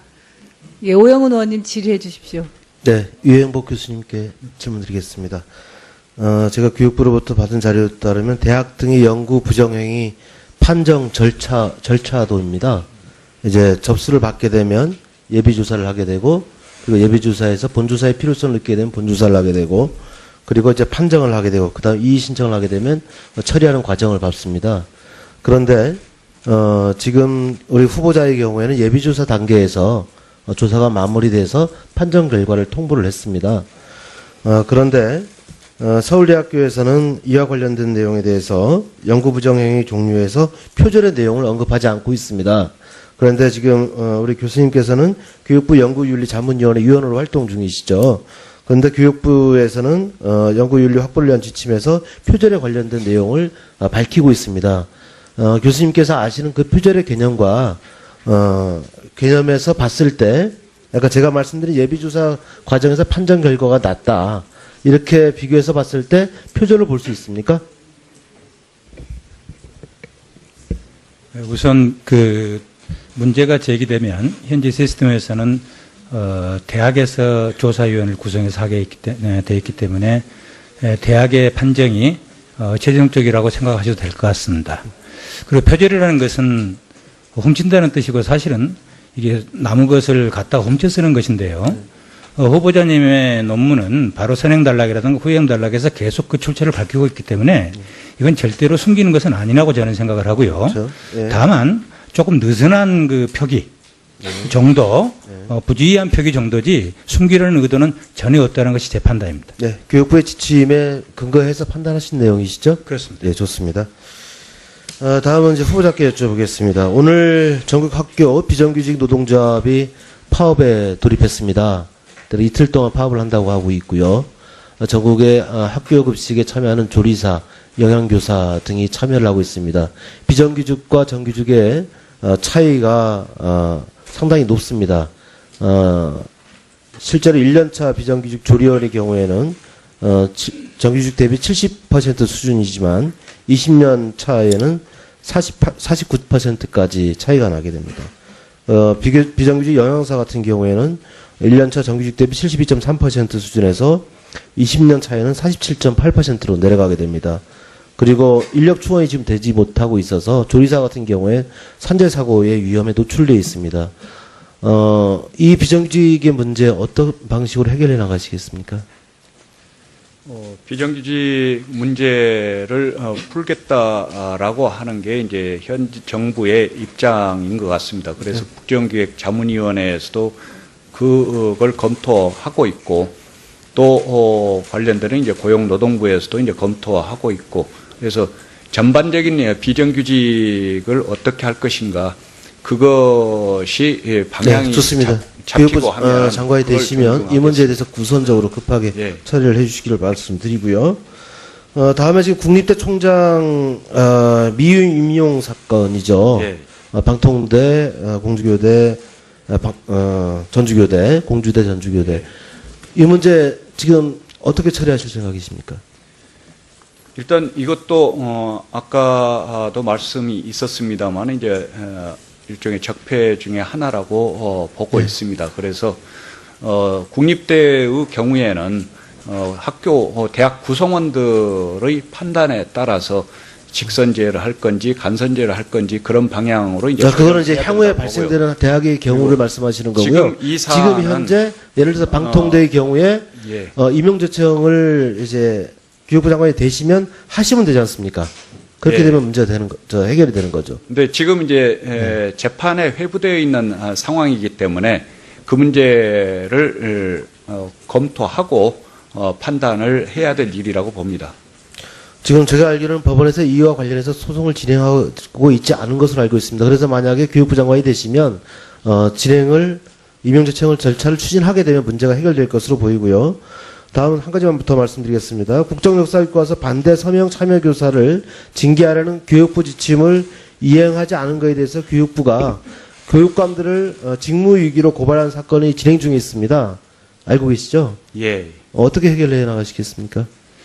그 문제 원인 자체가 해소되었습니다. 그러나 이제 그동안의 법령에 따라서 이제 진행된 조치이기 때문에 그것을 원인이 해소된 상황에서 어떻게 하는 게 가장 합리적일까 하는 판단을 하겠습니다. 예, 수고하셨습니다. 그 장정숙 의원님께서 양해해 주시면 우리 이장우 의원님이 먼저 질의하시고 8시 반에 속개했을 때 장정숙 의원님부터 시작하시는 걸로 그렇게 양해해 주시겠습니까? 그러면 이장우 의원님 질의해 주십시오. 우리 장지영 교수님, 우선 후보자의 논문, 석사학위 논문은 제보가 돼서 조사하시겠다고 하니까 그 결과를 지켜보고요. 우리 교수님 지금 우리 대학교에 몇 년 근무하셨습니까, 지금 교수? 대략 한 25년 정도 됩니다. 논문 대략 학술지까지 게재한 거 한 몇 편 정도 쓰셨습니까? 이게 지금 제가 자연계 이공계이기 때문에 공대 교수입니다. 그러니까 그 논문 편수가 뭐 중요한지 모르겠습니다만은 지금 비교하시기에 한 140, 50편 될 것 같습니다. 그렇죠. 그 140, 50편 지금 파일에 다 저장하고 있죠? 갖고 계시죠? 뭐 개인적으로는 다 갖고 있습니다. 그렇죠. 근데 30편인지 40편인지 49편을 썼는지도 잘 모르는 학자가 어떻게 생각하세요? 있다는. 글쎄 이게 지금 제가 진실성 의원이 위원장으로 나와갖고 답변할 것은 아닌 것 같습니다. 그래서요, 우리 진실성위원회에 후보자의 논문, 석박사 논문, 박사 논문 하셨으니까 학술지에 게재된 논문 한 40여 편 이상이 될 텐데 전체 다를 저희가 표절을 했는지, 표절을 안 해도 연구 부정행위니 연구 부적절 행위니를 조사한다고 하시니까, 그리고 중복 게재를 했는지, 또 자기 논문을 표절했는지, 이런 거에서 조사해 주실 의향이 있습니까? 없습니까? 저희가 조사를 하는 거는 제보가 있어야 되고. 제보를 하면 하실 수 있습니까? 아니, 그 당시에 그러니까 그 당시 말고요. 앞으로. 아니, 그러니까 지금 그 서울대에서 그것이 생산이 됐다면, 출판이 됐다면은 서울대에서 당연히 해야 되고, 그렇지 않다면 그 서울대에서 할 일이 아니죠.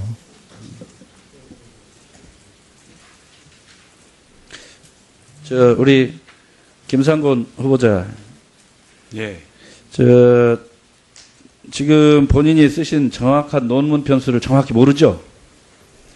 예, 아까 40여 편 되는 걸로. 40여 편이요? 예. 그 집에 보관 안 합니까? 아니면 예, 그동안 교수를 떠난 지 한 10년 가까이 되기 때문에 그걸 다 보고. 그러면 이 49편 만약에 객관적인데 검증을 해서 표절이 있다든가 중복 게재가 있다든가 자기 논문 표절이 하나라도 발견되면 저 후보 사퇴하겠습니까?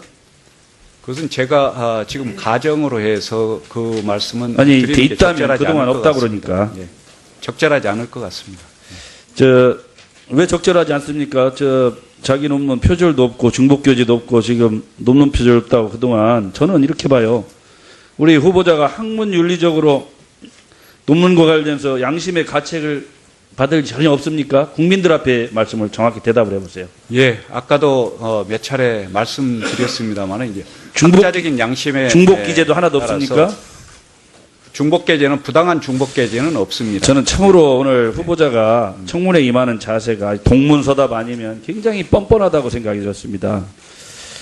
제가 한 교수님 트윗에 올린 글 좀 하나 읽어드리겠습니다. 학문하는 사람은 논문 작성법부터 배운다. 남의 글을 옮기면서 정해진 인용 표시를 하지 않는 것은 뻔뻔한 도덕이 아니라면 논문 쓸 자격이 없는 사람이다. 그때는 연구 윤리가 없었다고 묻자. 논문 작성법도 없었더냐? 인용 표기법도 없었더냐? 표절의 정의는 간단합니다. 다른 사람이 글을 인용해 인용 표기를 하지 않음으로써 자기가 직접 쓴 것 같은 외형을 취하는 게 표절입니다. 인용 방법을 몰랐다면 학위를 받을 자격이 없는 것이고 고의로 그랬다면 대놓고 도덕질한 것입니다. 왕상한 서강대 법학전문대학 교수께서 트윗에 올린 글입니다. 우리 이 후보자에게 정확히 맞는 말입니다. 저는 그래서 이 후보자가 이 학자적 양심을 저는 포기했다고 보고요. 전형적인 교육계의 적폐라고 봅니다. 그래서 교육계 수장하기에는 아주 부적절하고 교육개혁, 교육혁신을 하기 위해는 영이 서지 않을 것 같습니다. 그래서 저는 문재인 대통령이 미국에서 귀국하시기 전에 스스로 용단을 내려서 사퇴하는 것이 맞고 그렇지 않으면 문재인 정부에 큰 부담이 되어 문재인 정부의 국민의 불신이 높아질 것 같습니다. 저는 다시 한번 사퇴를 촉구합니다. 오늘 내신 분들도 계시고 오늘 나오신 분들은 아까 감사하게도 4분이 나오셨는데 한상희 교수님은 조승래 의원님이 신청을 하신 것으로 이렇게 되어 있습니다. 제가 파악을 해보니까. 그 다음에 유행보 교수님은 유은혜 의원님께서 간사님께서 신청하신 것으로 이렇게 파악이 되어 있고 또 장지영 서울대 교수님은 송기석 국민의당 간사께서 신청하신 걸로 되어 있고 한택수 한국사회문제연구원 원장님은 바른정당의 김세연 간사님께서 신청하신 것으로 이렇게 죄송합니다. 현택수 원장님은 이렇게 되어 있습니다. 그래서 물론 보충질의 순서는 앞에서 주질의와 같이 진행을 하겠습니다만은 여기에 예외를 두어서 그 4분 증인을 신청하신 의원님들께 먼저 5분씩, 근데 이제 5분씩은 지금 너무 짧죠. 그래서 증인 신청을 하신 분들께는 7분, 증인 신청을 하지 않으신 분들은 이따 4분의 질의답변이 끝나고 난 다음에 이제 5분씩 드리겠습니다만은 제가 이렇게 다시 교통정리를 했는데 제 정리에 동의하시죠, 위원님들, 간사님들? 예, 자 그러시면은 첫 질의로 조승래 위원님 7분을 드리겠습니다. 자, 하여튼 증인신문 포함해서 보충 질의해 주시기 바랍니다. 예, 대전 유성갑 출신 조승래입니다. 앞서도 얘기가 있었지만 그 김상곤 후보자에 대한 후보자의 논문에 대한 그 표절 시비가 불거지게 된 것은 2009년도 교육감 보궐선거에 출마했을 때나 그리고 그 이듬해 2010년 교육감 재선에 도전했을 때 불거졌던 것이 아닙니다. 2010년도는 그 상대 후보자에 대한 표절 시비가 정말 엄청나게 그 논란이 있었음에도 불구하고 그 김상곤 당시 그 교육감에게는 그런 의혹조차도 제기된 바가 없었습니다.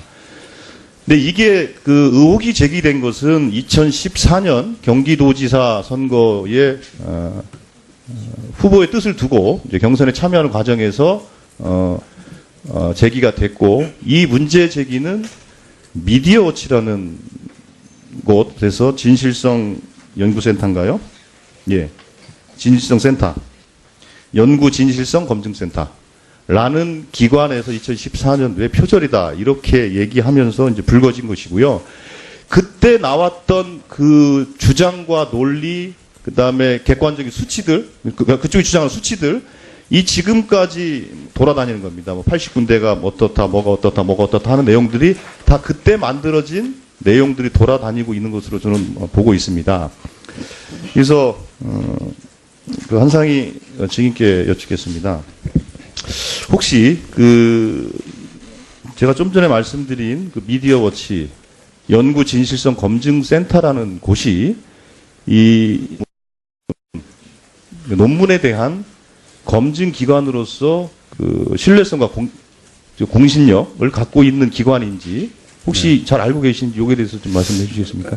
네, 사실 오늘 청문회를 지켜보면서 저는 그 부분에 대해서 학술 연구에 몸담고 있는 사람으로서 상당한 유감을 지금 느끼고 있는데요. 사실 지금 이야기되고 있는 연구진실성 검증센터는 어느 학술 단체로부터도 그 검증의 방법론이라든지 또는 검증의 절차라든지 또는 검증 과정에 있어서의 어떤 학술적인 진정성의 그 확보 이런 부분에 대해서 판단받은 바도 없고 신뢰를 얻고 있는 바도 없습니다. 단순히 사적인 개인의 어떠한 그 조직에 불과한 것이고 또 경우에 따라서는 그 개인의 어떤 개인적인 정치적인 이해관계나 입장에 따라서 그 자의적으로 그 연구 대상을 선정하고 그에 따라서 판정을 해서 공표를 하는 뭐 그런 기관이 되다 보니까 과연 한 개인의 자의적인 선택에 불과한 그리고 자의적인 그 검증 방법과 그 누구도 신뢰할 수 없는 그런 절차에 의해서 만들어지는 그런 검증의 결과에 대해서 이 그 대한민국의 헌법기관인 국회에서 그토록 많은 신뢰를 부여할 필요가 있을 것인지 그렇죠. 오늘도 뭐 그 학위 논문에 몇 군데라는 통계까지 나오면서 그 의혹을 제기하고 있습니다만은 과연 그것이 그 어떤 학술 단체로부터 또는 그 어떤 학자로부터 검증받은 결과인지 의심스럽다 하지 않을 수가 없습니다. 예, 그 연구 진실성 검증센터라는 곳은 그 논문에 대해서 그 표절 여부에 대해서 논문의 그 적절성에 대해서 판단할 만한 공신력이나 신뢰를 갖고 있지 못한 기관이다라는 말씀이고, 자 그렇다면 우리가 보통 이 논문이 제대로 쓰여진 논문인지에 대해서 질적인 평가를 할 수 있는 그 객관적인 기관이 있습니까?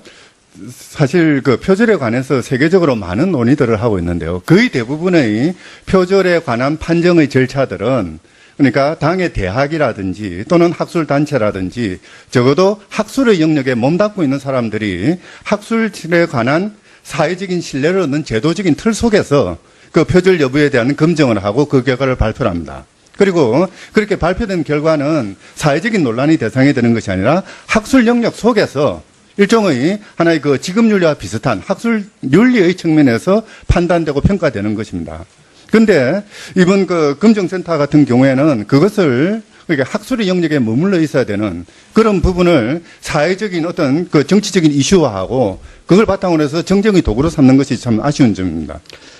예, 그런 점에서 오늘 이제 증인으로 신청이 됐지만 뭐 출석하지 않았던 김병준 전 부총리가 불출석 사유서를 제출하면서 냈던 그 얘기가 저는 좀 인상이 깊습니다. 이렇게 얘기를 합니다. 표절 문제가 좀 더 무겁고 신중하게 다뤄졌으면 합니다. 너무 쉽게 의혹이 제기되고 너무 쉽게 정치적 공방이 이루어집니다. 이래서는 안 됩니다. 창작을 하는 분들과 학자에게는 거의 죽음과 같은 일입니다. 그만큼 신중하게 전문적 판단을 바탕으로 다루어져야 합니다. 자, 이런 측면에서 지금 연구 이름도 참 어려워요. 진실성 검증센터의 그 분석과 서울대 위원회의 분석이 있습니다. 자, 그러면 이 서로 상반되는 분석 결과를 우리가 놓고서 그럼 어떤 결과를 우리가 신뢰해야 될 것인가?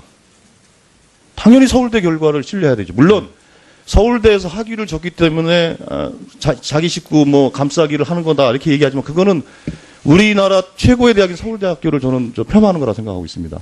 혹시 서울대의 그 진실성위원회의 그 판단 결과 가도록 하겠습니다만은 아까 정회 중에 그 각 당 간사님들 간의 협의를 한 결과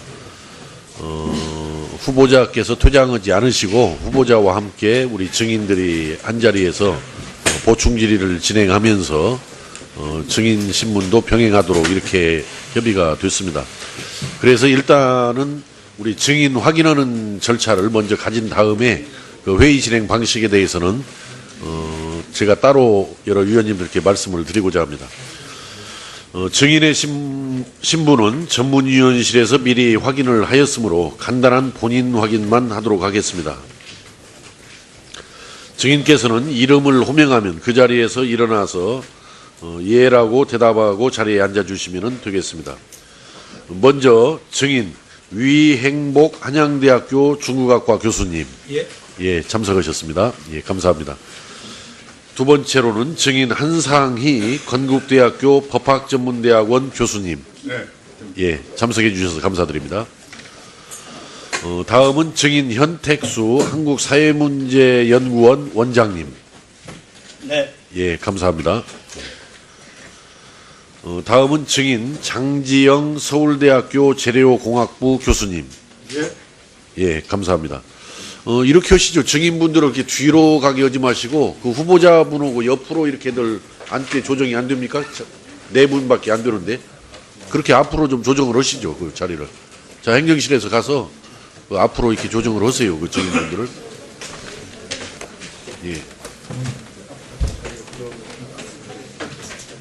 네 분 다 앞으로 오셔서 사실은 원래 후보자께서는 좀 잠깐 다른 사무실에서 모니터 하시고 이렇게 하셔야 할 자리고 그 자리가 다 우리 증인분들 자리이기 때문에 그 앞으로 의자 하나만 더 갖고 와서 그 조치를 해놓으시기 바랍니다.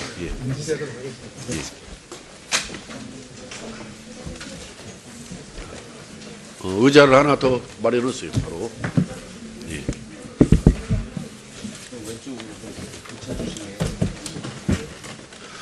자, 본연의 업무가 바쁘신 가운데에도 이렇게 인사청문회에 출석하셔서 협조해 주신 점에 대하여 우리 위원회를 대표해서 위원장으로서 감사하다는 말씀을 먼저 드립니다.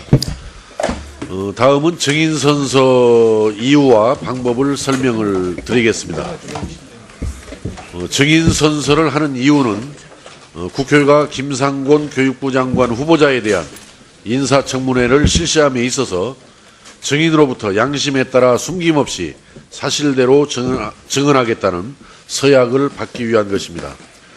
만약 증인이 정당한 이유 없이 선서 또는 증언을 거부하거나 허위의 증언을 한 때 또는 증언을 함에 있어 국회의 권위를 훼손한 때에는 국회에서의 증언 감정 등에 관한 법률에 따라 형사 고발될 수 있음을 알려드립니다.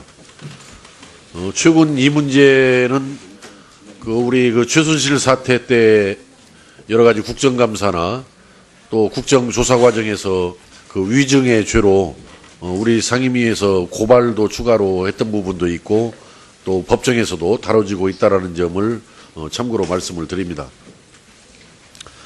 증인 선서 방법은 증인을 대표하여 유행복 교수님께서 발언대에 나오셔서 선서해 주시고 다른 증인들께서는 자리에서 일어나셔서 오른손을 들어주시면 되겠습니다.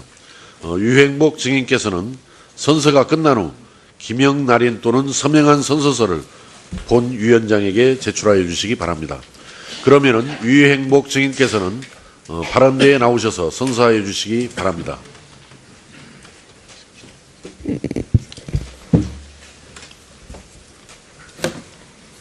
증인 선서.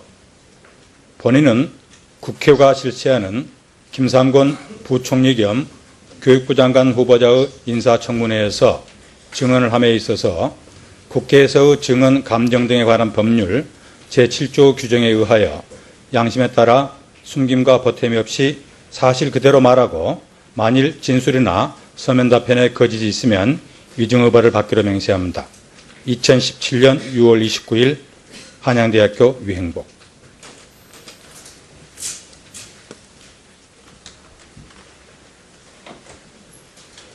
예, 앉아주시기 바랍니다. 증인들, 나머지 증인들께서.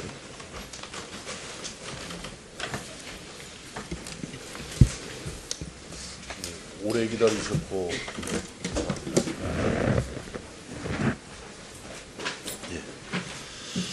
자, 증인 신문과 관련하여 한 가지 참고 말씀을 드리도록 하겠습니다. 증인은 인사청문회법 제15조 및 국회에서의 증언 감정 등에 관한 법률 제9조 제2항에 따라 중계방송 또는 사진 보도 등에 응하지 않는다는 의사를 표명하거나 특별한 이유로 회의의 비공개를 요구할 수 있고 위원회는 의결을 통해 증인 참고인 요구 내용의 수용 여부를 결정할 수 있다는 점을 알려드립니다. 뭐 특별하게 중계방송이나 사진 보도에 뭐 응하지 않겠다라는 혹시 의사를 가지고 계시면 지금 말씀해 주시기 바랍니다. 그럼 위원회에서 논의해서 결정토록 그렇게 하겠습니다. 뭐 그러지 않고 특별한 의견이 없으시면은 그냥 통상적인 회의로 뭐 TV나 사진 촬영 보도를 갖는 것으로 동의하신 것으로 그렇게 간주하겠습니다. 그러면은 지금 현재 증인신문과 보충질의를 함께 묶어서 진행하도록 하겠습니다만은 이제 이것은 여야 사당 간사님들 간의 협의회에서 결정된 것인데, 문제는 지금 우리가 보충질의를 한 5분씩 진행을 해도, 거의 2시간 한 30분 정도가 소요되는 과정인데, 아마 네 분 증인들께서는 지금 오셔가지고도 상당히 제가 짐작컨대 확인은 안 했습니다만은 오랫동안 기다리셨고, 또 앞으로 2시간 30분 보충질의가 끝날 때까지 이 자리에 계시다 보면은, 이게 너무 무리한 아마 부담을 드리게 되는 것 같아서, 또 문제는 지금 우리들 또, 1시간 정도 진행한 다음에는, 또 저녁 회의를 위해서 아마 저녁 식사도 하고 좀 정회를 좀 해야 되는 상황인 것 같습니다. 그래서 지금 현재 우리 교문위에서 원래 의결해서 요청했던 증인들 중에서는 연락이 두절돼 가지고 연락이 연결될 수 없어 가지고 안 나오신 분들 또한 2분 계시고 또 불출석 사유서를 기회가 없습니다.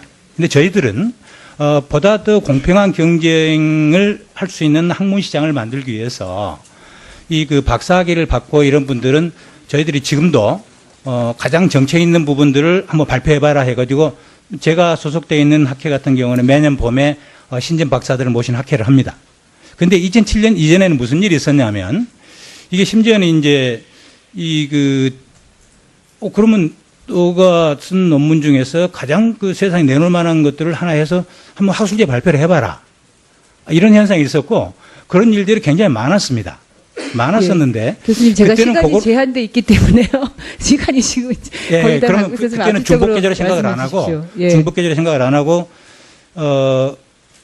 그런 일들이 많이 벌어졌죠. 그래서 이제 정종섭 의원님 같은 경우는 2009년에 많이 중복돼서 발표할수록 좋다는 글을 발표하셨는데요. 저희들이 이제 대학 교수 채용을 할 때 이렇게 논문이 들어오면 그 사람의 박사 논문과 박사를 딴 이후에 학술지에 발표된 논문들을 비교를 해가지고 제목이 비슷하나 이런 대조를 했습니다. 그래서 제목이 같거나 내용이 같으면 이것들은 빼고 그러고서 나머지만을 연구업적으로 산정을 했지 이게 부도덕하다든가 문제가 있다든가 하는 게 그 이전에는 사실 그런 인식이 없었습니다. 예. 길게 답변을 해주셔서 제가 질의 시간이 그 후보자께 앞서 제가 안보관 관련해서 본질의에 질의를 못했기 때문에 후보자께 질의를 드리겠습니다. 여러 우려 중에 하나가 이제 이념 편향적인 거 아니냐, 안보관에 문제가 있는 게 아니냐 이런 우려들을 제기를 해주셨는데 후보자께서는 자본주의 시장경제 체제를 부정하십니까? 그렇지 않습니다. 예. 우리 헌법에 명시되어 있는 그리고 헌법 정신이나 각 헌법 조문을 준수하실 거죠? 예, 당연히 그렇습니다. 네. 예. 우려이나 흥미이나 이런 거에 관련해서는 부정하십니까? 지금도? 아까도 말씀드렸듯이 장기적인 지향이 이제 자주국방이라는 것은 정부도 그동안에 엄명을 해왔고 그리고 이 한미동맹은 기본적인 우리의 동맹이기 때문에 이제 존중되어야 한다고 봅니다. 무슨 교육의 정치적 중립성을 지키실 겁니까? 예, 교육감 할 때 여러분들도 이제 다 보셨겠습니다만 이제 저로서는 정치적인 중립성, 교육의 자주성, 전문성을 지키고자 최선을 다했습니다. 유은 의원님 이따 지켜보시는 국민들께서 판단해 주실 것이라고 봅니다. 이따가 뭐 추가 질의 또 몇 차례 더 드릴 테니까 이따가 충분히 하시기 바랍니다. 자, 다음에는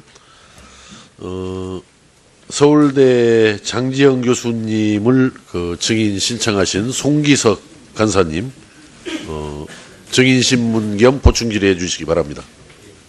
장 교수님 오늘 출석해 주셔서 감사합니다. 우리 교육부 총리 후보자 김상곤 후보자의 그 박사학위 논문 사회적 기업의 자주관리적 노사관계 모형에 관한 연구 서울대 진실성위원회에서 예비조사할 때 그때 참여하셨습니까? 예비조사는 제가 그 전문가가 아니기 때문에 예비조사에는 참여 안 했습니다. 참여하지 않았고 다만 이제 결과 알려줄 때 거기 들어있던데요. 그러니까 진실성위원장으로서 결과를 알릴 때 서명을 하게 되는 것이고 예. 예비조사는 전문가들을 중심으로 위원회를 꾸려서 네. 이제 하게 됩니다. 예. 그러니까 위원장 지휘에서 이제 결과만 보내줬다는 뜻이죠. 자, PPT 화면 좀 잠깐 봐주시죠. 2015년 11월 3일 교육부에서 발표한 연구윤리 확보를 위한 지침에 보면 이렇게 되어 있습니다. 이것은 교육부 훈령입니다. 그 다음 면 봐보시죠. 여기 보면 표절에 대해서 정의를 해놨습니다. 개정을 했는데요. 보입니까? 네. 교수님 보입니까? 예, 보입니다. 예. 다음 강목과 같이 일반적 지식이 아닌 쭉 이렇게 하고 A시로 가번 타인의 연구 내용 전부 또는 일부를 출처를 표시하지 않고 그대로 활용하는 경우 이게 연구윤리 지침상 표절이다. 이렇게 정의를 해놓은 겁니다. 자, 다음 화면 봐보시죠. 서울대학교 연구윤리 지침에 보면 이렇게 11조에는 연구 부정행위가 있습니다. 그리고 12조에 다음은 연구 부적절 행위가 있습니다. 그 서울대 이 연구윤리 지침에는 표절에 대해서 따로 정의하거나 규정하고 있지 않습니다. 다시 말씀드리면 연구 부정행위나 연구 부적절 행위 저렇게 나눠놨고 따로 표절을 안 했다 이 말은 결국 연구 부정행위나 연구 부적절 행위 둘 다 교육부 여기 연구윤리 지침에 따른 표절에 포함된다는 의미 아닙니까? 어떻게 보십니까? 지금 그 서울대 진성위원회 규정에 의하면 표절이라는 단어는 사용하지 않고 있습니다. 단지 타인의 연구 성과를 사용했다 이런 개념으로 지금 설명을 하고 있고 그래서 그거를 지금 저기에 지금 보여주시는 그 표절이라는 것과 연결시키는 데는 제가 판단하기에는 좀 무리가 있고 지금 이 건에 대해서는 타인의 연구 성과를 이제 사용한 거에 연구윤리 위반의 부적절 행위가 있었다. 그러나 정도는 경미하다. 이게 이제 진실성위원회의 판단입니다. 그러면 그 교육부 훈령에 따른 표절에는 거기에 해당되지 않는다는 뜻인가요? 거기까지 포함될 수도 있다는 뜻인가요? 부적절 행위가. 근데 이 표절이라는 단어의 정의가 상당히 광범위하기 때문에 좀 제 전에 입장에- 교육부 훈령의 표절 의미 보셨지 않습니까? 그걸 기준으로 말씀해 보십시오. 아니 그 지금 제가 지금 예, 예. 서울대 진실성위원회 위원장인 입장으로 나와 있기 때문에 예. 지금 결정문에 있는 그 결정문이라는 게 지금 마지막 그 통지문 아니겠습니까? 그러니까 그거 이외에 다른 얘기를 드리기는 상당히 어렵습니다. 그러나 타인의 연구 성과를 그 연구윤리 지침에 보면은 타인의 연구 성과를 어떻게 사용했느냐 그런 거에 자세한 그런 그 구분이 되어 있습니다. 서울대 진실성위원회에서 석사 논문에 대해서 이렇게 연구 부정행위인지 부적절행인지 이렇게 심사한 적이 있습니까? 없습니다. 없습니까? 2006년 이전에 석사 논문 한번 검증했던 거로 자료가 제출돼 있는데요. 아, 그러니까 장관 후보자에 대한 것이 아니고 예, 다른 분이라도. 물론 교원인 경우에 할 수 있고 또 공익상 중대하다고 판단할 때는 할 수 있습니다. 그게 조국 현 민정수석의 논문 아닙니까? 그렇게 알고 있습니다. 자, 진실성위원회 규정 3조 3항을 보면 공익상 중대한 영향을 미치거나 연구 진실성 확보를 위하여 중요한 사안이라고 위원회가 인정하면 조사를 개시할 수 있게 이렇게 돼 있죠. 맞습니다. 그러면 이제 다시 우리 김상곤 후보자의 석사 논문이 다시 표절 여부에 대해서 다시 논란의 중심에 서 있습니다. 알고 계십니까? 네. 예, 그 내용에 대해서 어떻게 생각하십니까? 사실 조금 전에 의원님께서도 말씀하셨습니다만은 제가 정말 그 학자로서 좀 자괴감에 빠져 있는 부분이기도 한데요. 그러니까 한 개인이 지적한 그것도 아무런 공신력이 없는 그 자의적인 기준에 의해서 지적한 그런 부분에 대해서는 수없이 많은 신뢰를 보내면서 적어도 우리나라의 어떤 학술 제도의 가장 정점에 있는 서울대학교 연구진실성위원회의 판정 결과에 대해서는 너무나 쉽게 부정하는 오늘의 이 회의의 모습을 보면서 과연 우리의 학술 제도라는 게 무슨 의미가 있는가? 학자로서 왜 존재하고 있어야 되는가 하는 그런 회의감을 느낄 정도였습니다. 어떻게 보면은 한 개인은 얼마든지 의혹을 제기할 수 있고 또 거기에 대해서 이의를 제기할 수도 있습니다. 그러나 이런 것들을 제대로 아우르고 공적으로 판단을 하고 그에 대해서 사회적인 평가의 중심을 만들어줘야 되는 것은 그러니까 그 학술의 가장 큰 책임을 가지고 있는 당의 대학이라든지 학술단체여야 되거든요. 바로 그래서 그 서울대학교 연구진실성위원회가 나름의 절차를 통해서 아주 그 심사숙고를 통해서 결정을 내렸다고 한다면은 적어도 건전한 사회라고 한다면은 그 연구진실성위원회의 판정에 대해서 1차적인 신뢰를 보내고 그 판정에 그것을 부정해야 될 결정적인 증거가 나오지 않는 한 그 판정에 따라야 되는 것이 이게 민주사회의 기본적인 모습이라고 생각합니다. 예, 서울대 연구진실성위원회의 판단을 존중한다는 말씀이고 저도 그거에 동의합니다. 그렇기 때문에 김상곤 후보자의 논문에 대해서는 서울대의 결과를 존중하는 방향으로 정리가 시작합니다. 자, 다음에는 유행복 한양대 교수님을 증인 신청하신 유은혜 의원님. 질문 드렸어요. 유은혜 의원님, 예, 증언신문 등 포함해서 보충 질의해 주시기 바랍니다. 네. 드렸어요, 질문. 질문 드렸어요. 너무 막 거기에 몰두하셔가지고 지금 깜막한 모양인데 질문을 분명히 드렸습니다. 이건. 예. 유은혜 의원님. 예. 예, 오랜 시간 기다려주시고 이렇게 증인으로 출석해 주셔서 고맙습니다. 연구 진실성 검증센터 이야기가 기왕에 나와서 장지영 교수님께 좀 여쭤보겠습니다. 연구 진실성 검증센터를 제가 보니까요, 여기서 검증 발표한 논문이 58건, 58건이었는데 이 중에 이른바 개혁 성향 인사의 논문을 검증한 것이 46건, 그러니까 한 80% 가까이가 그렇게 편향이 돼 있었고요. 그리고 앞서 논문 표절 등의 문제로 낙마한 김명수 교육부 장관 후보자의 논문에는 문제가 없다 이렇게 주장을 한 센터였더라고요. 그래서 굉장히 이게 어떤 편향적인 그리고 자의적인 필요성에 의해서 이렇게 논문을 표적 검증하고 그것을 악용하는 것이 아닌가 이런 의심을 지울 수가 없는데요. 우리 그 장지영 교수님께서는 이 검증센터에서 서울대 연구진실성위원회의 검증 결과가 엉터리다, 허술하다 이렇게 밝혔는데 이거에 대해서 혹시 알고 계시는지 어떻게 생각하시는지 답변을 부탁드립니다. 잘 모르고 있습니다. 아, 모르십니까? 예. 이 그리고, 연구 예. 그쪽에서 행하는 검증 시스템에 대해서 잘 모르고 네. 어떤 검증을 했는지도 자세히 알지 못하고 있습니다. 아, 그런데 여기서는 서울대 연구진실성위원회에 대해서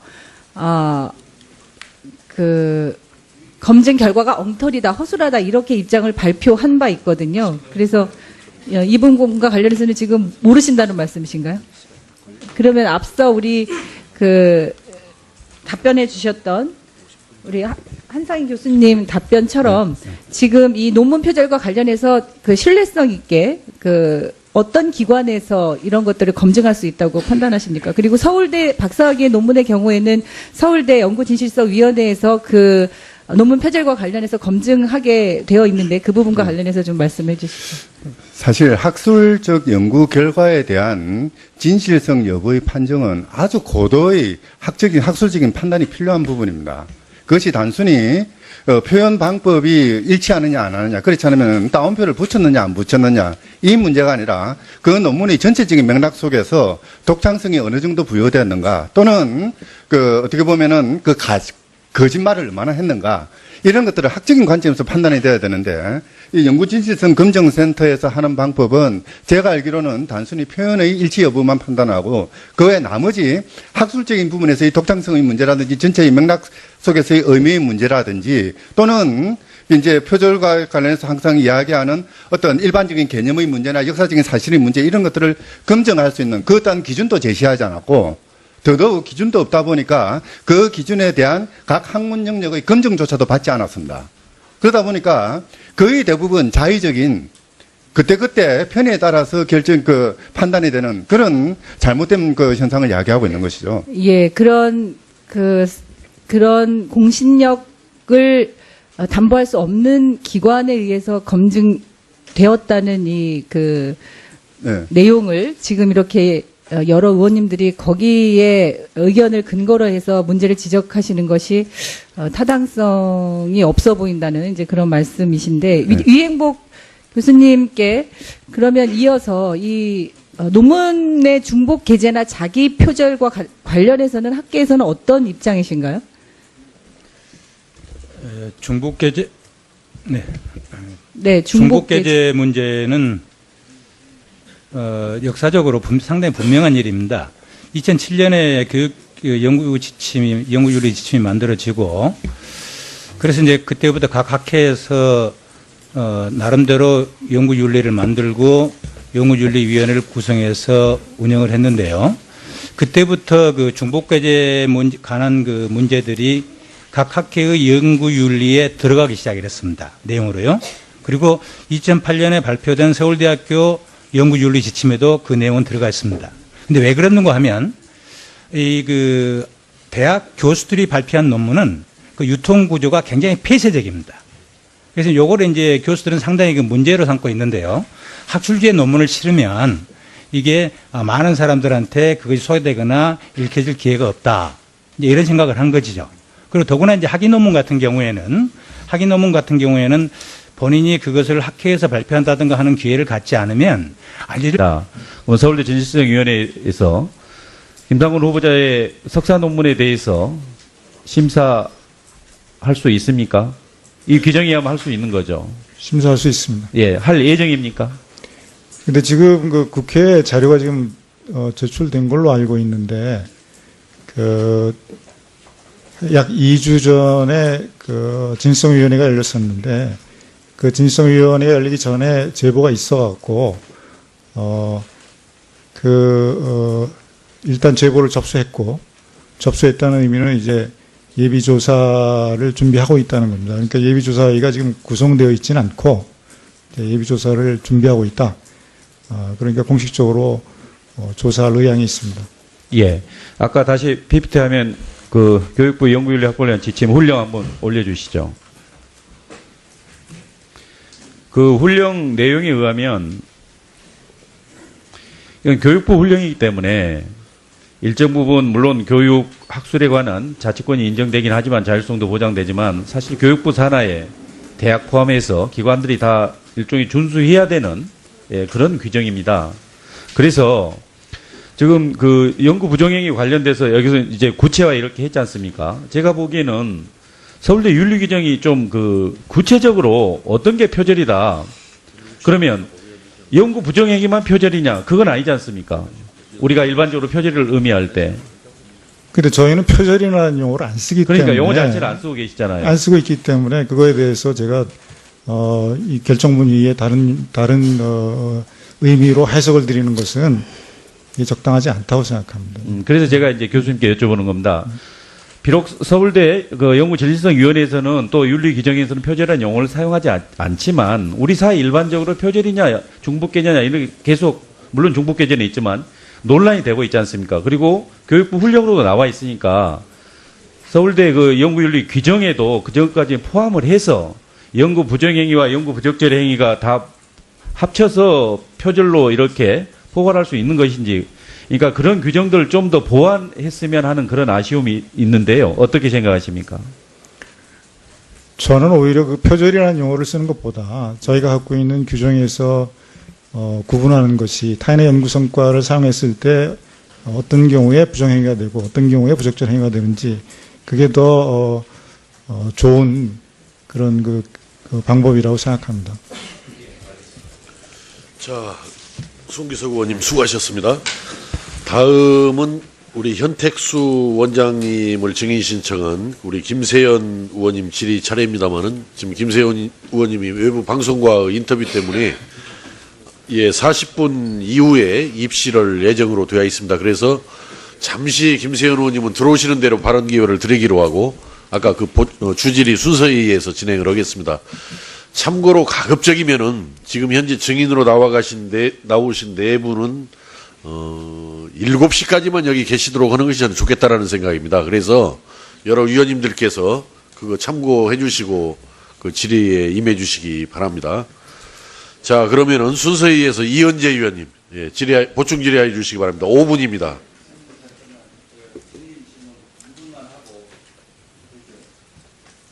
자, 우선 이현재 의원님 질의하세요. 이현재 의원님. 아니, 저 증인신문. 증인신문만 할 수도 있고 보충 질의를 하실 수도 있고 하는 거니까 지금부터 자, 이은재 의원님 질의해 주시기 바랍니다. 네, 강남평 5분입니다. 5분. 네, 강남평의 이은재 의원입니다.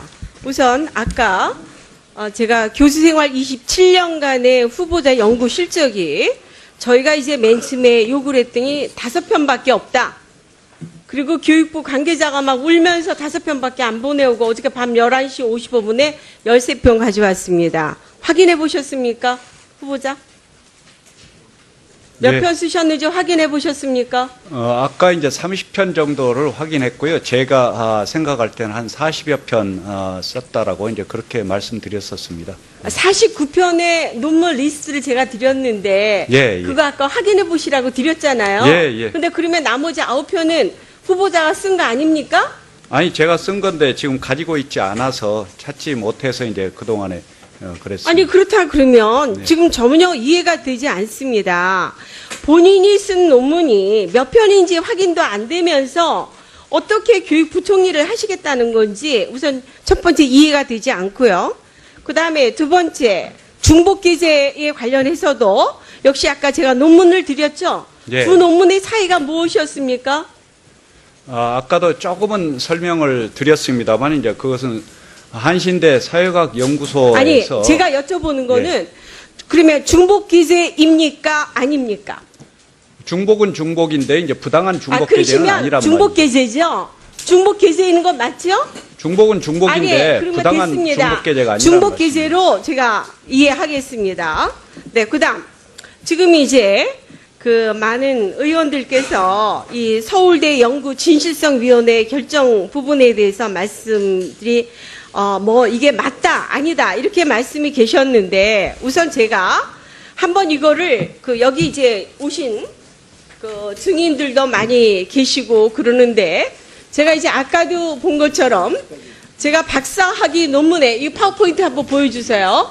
파워포인트에 그 김기원 씨가 쓴 논문 서적을 박사학위 논문에 110페이지, 김기원 110페이지에서 112페이지까지의 박사학위 논문은 59페이지에서부터 61페이지까지 주나 아무것도 없이 그대로 갖다 뺏겼습니다. 이거 표절입니까? 아닙니까? 표절이에요? 아니에요? 말씀해 보세요. 그건 역사적인 사실과 관련해서 이루어진 아니, 것이죠. 제가 여쭤본 게 표절입니까? 아닙니까? 그럼 남의 거 그대로 뺏긴 겁니까? 표절이 아닙니다. 그건. 그럼 뭡니까? 그렇게 자꾸만 위증하시면 안 됩니다. 이거 그렇죠. 그다음에 이것도 남의 거 그대로 갖다 뺏겼습니다. 또 하나 실례를 하나 보여드리겠습니다. 이번에는 그 가이토 스스무라는 일본 사람이 쓴 책을 박사학위 논문 5, 6면에 그대로 갖다 넣었는데 여기는 중간에다가 그 줄을 하나 달았습니다. 근데 앞 패러그래프하고 마지막 패러그래프를 보면 이거는 그대로 남의 거 이분 거를 갖다 뺏겼습니다. 이게 표절 아니고 뭡니까? 그 지금 답변을 계속 아니다. 지금 저는 교수 생활 30년 한 사람입니다. 교수 생활 30년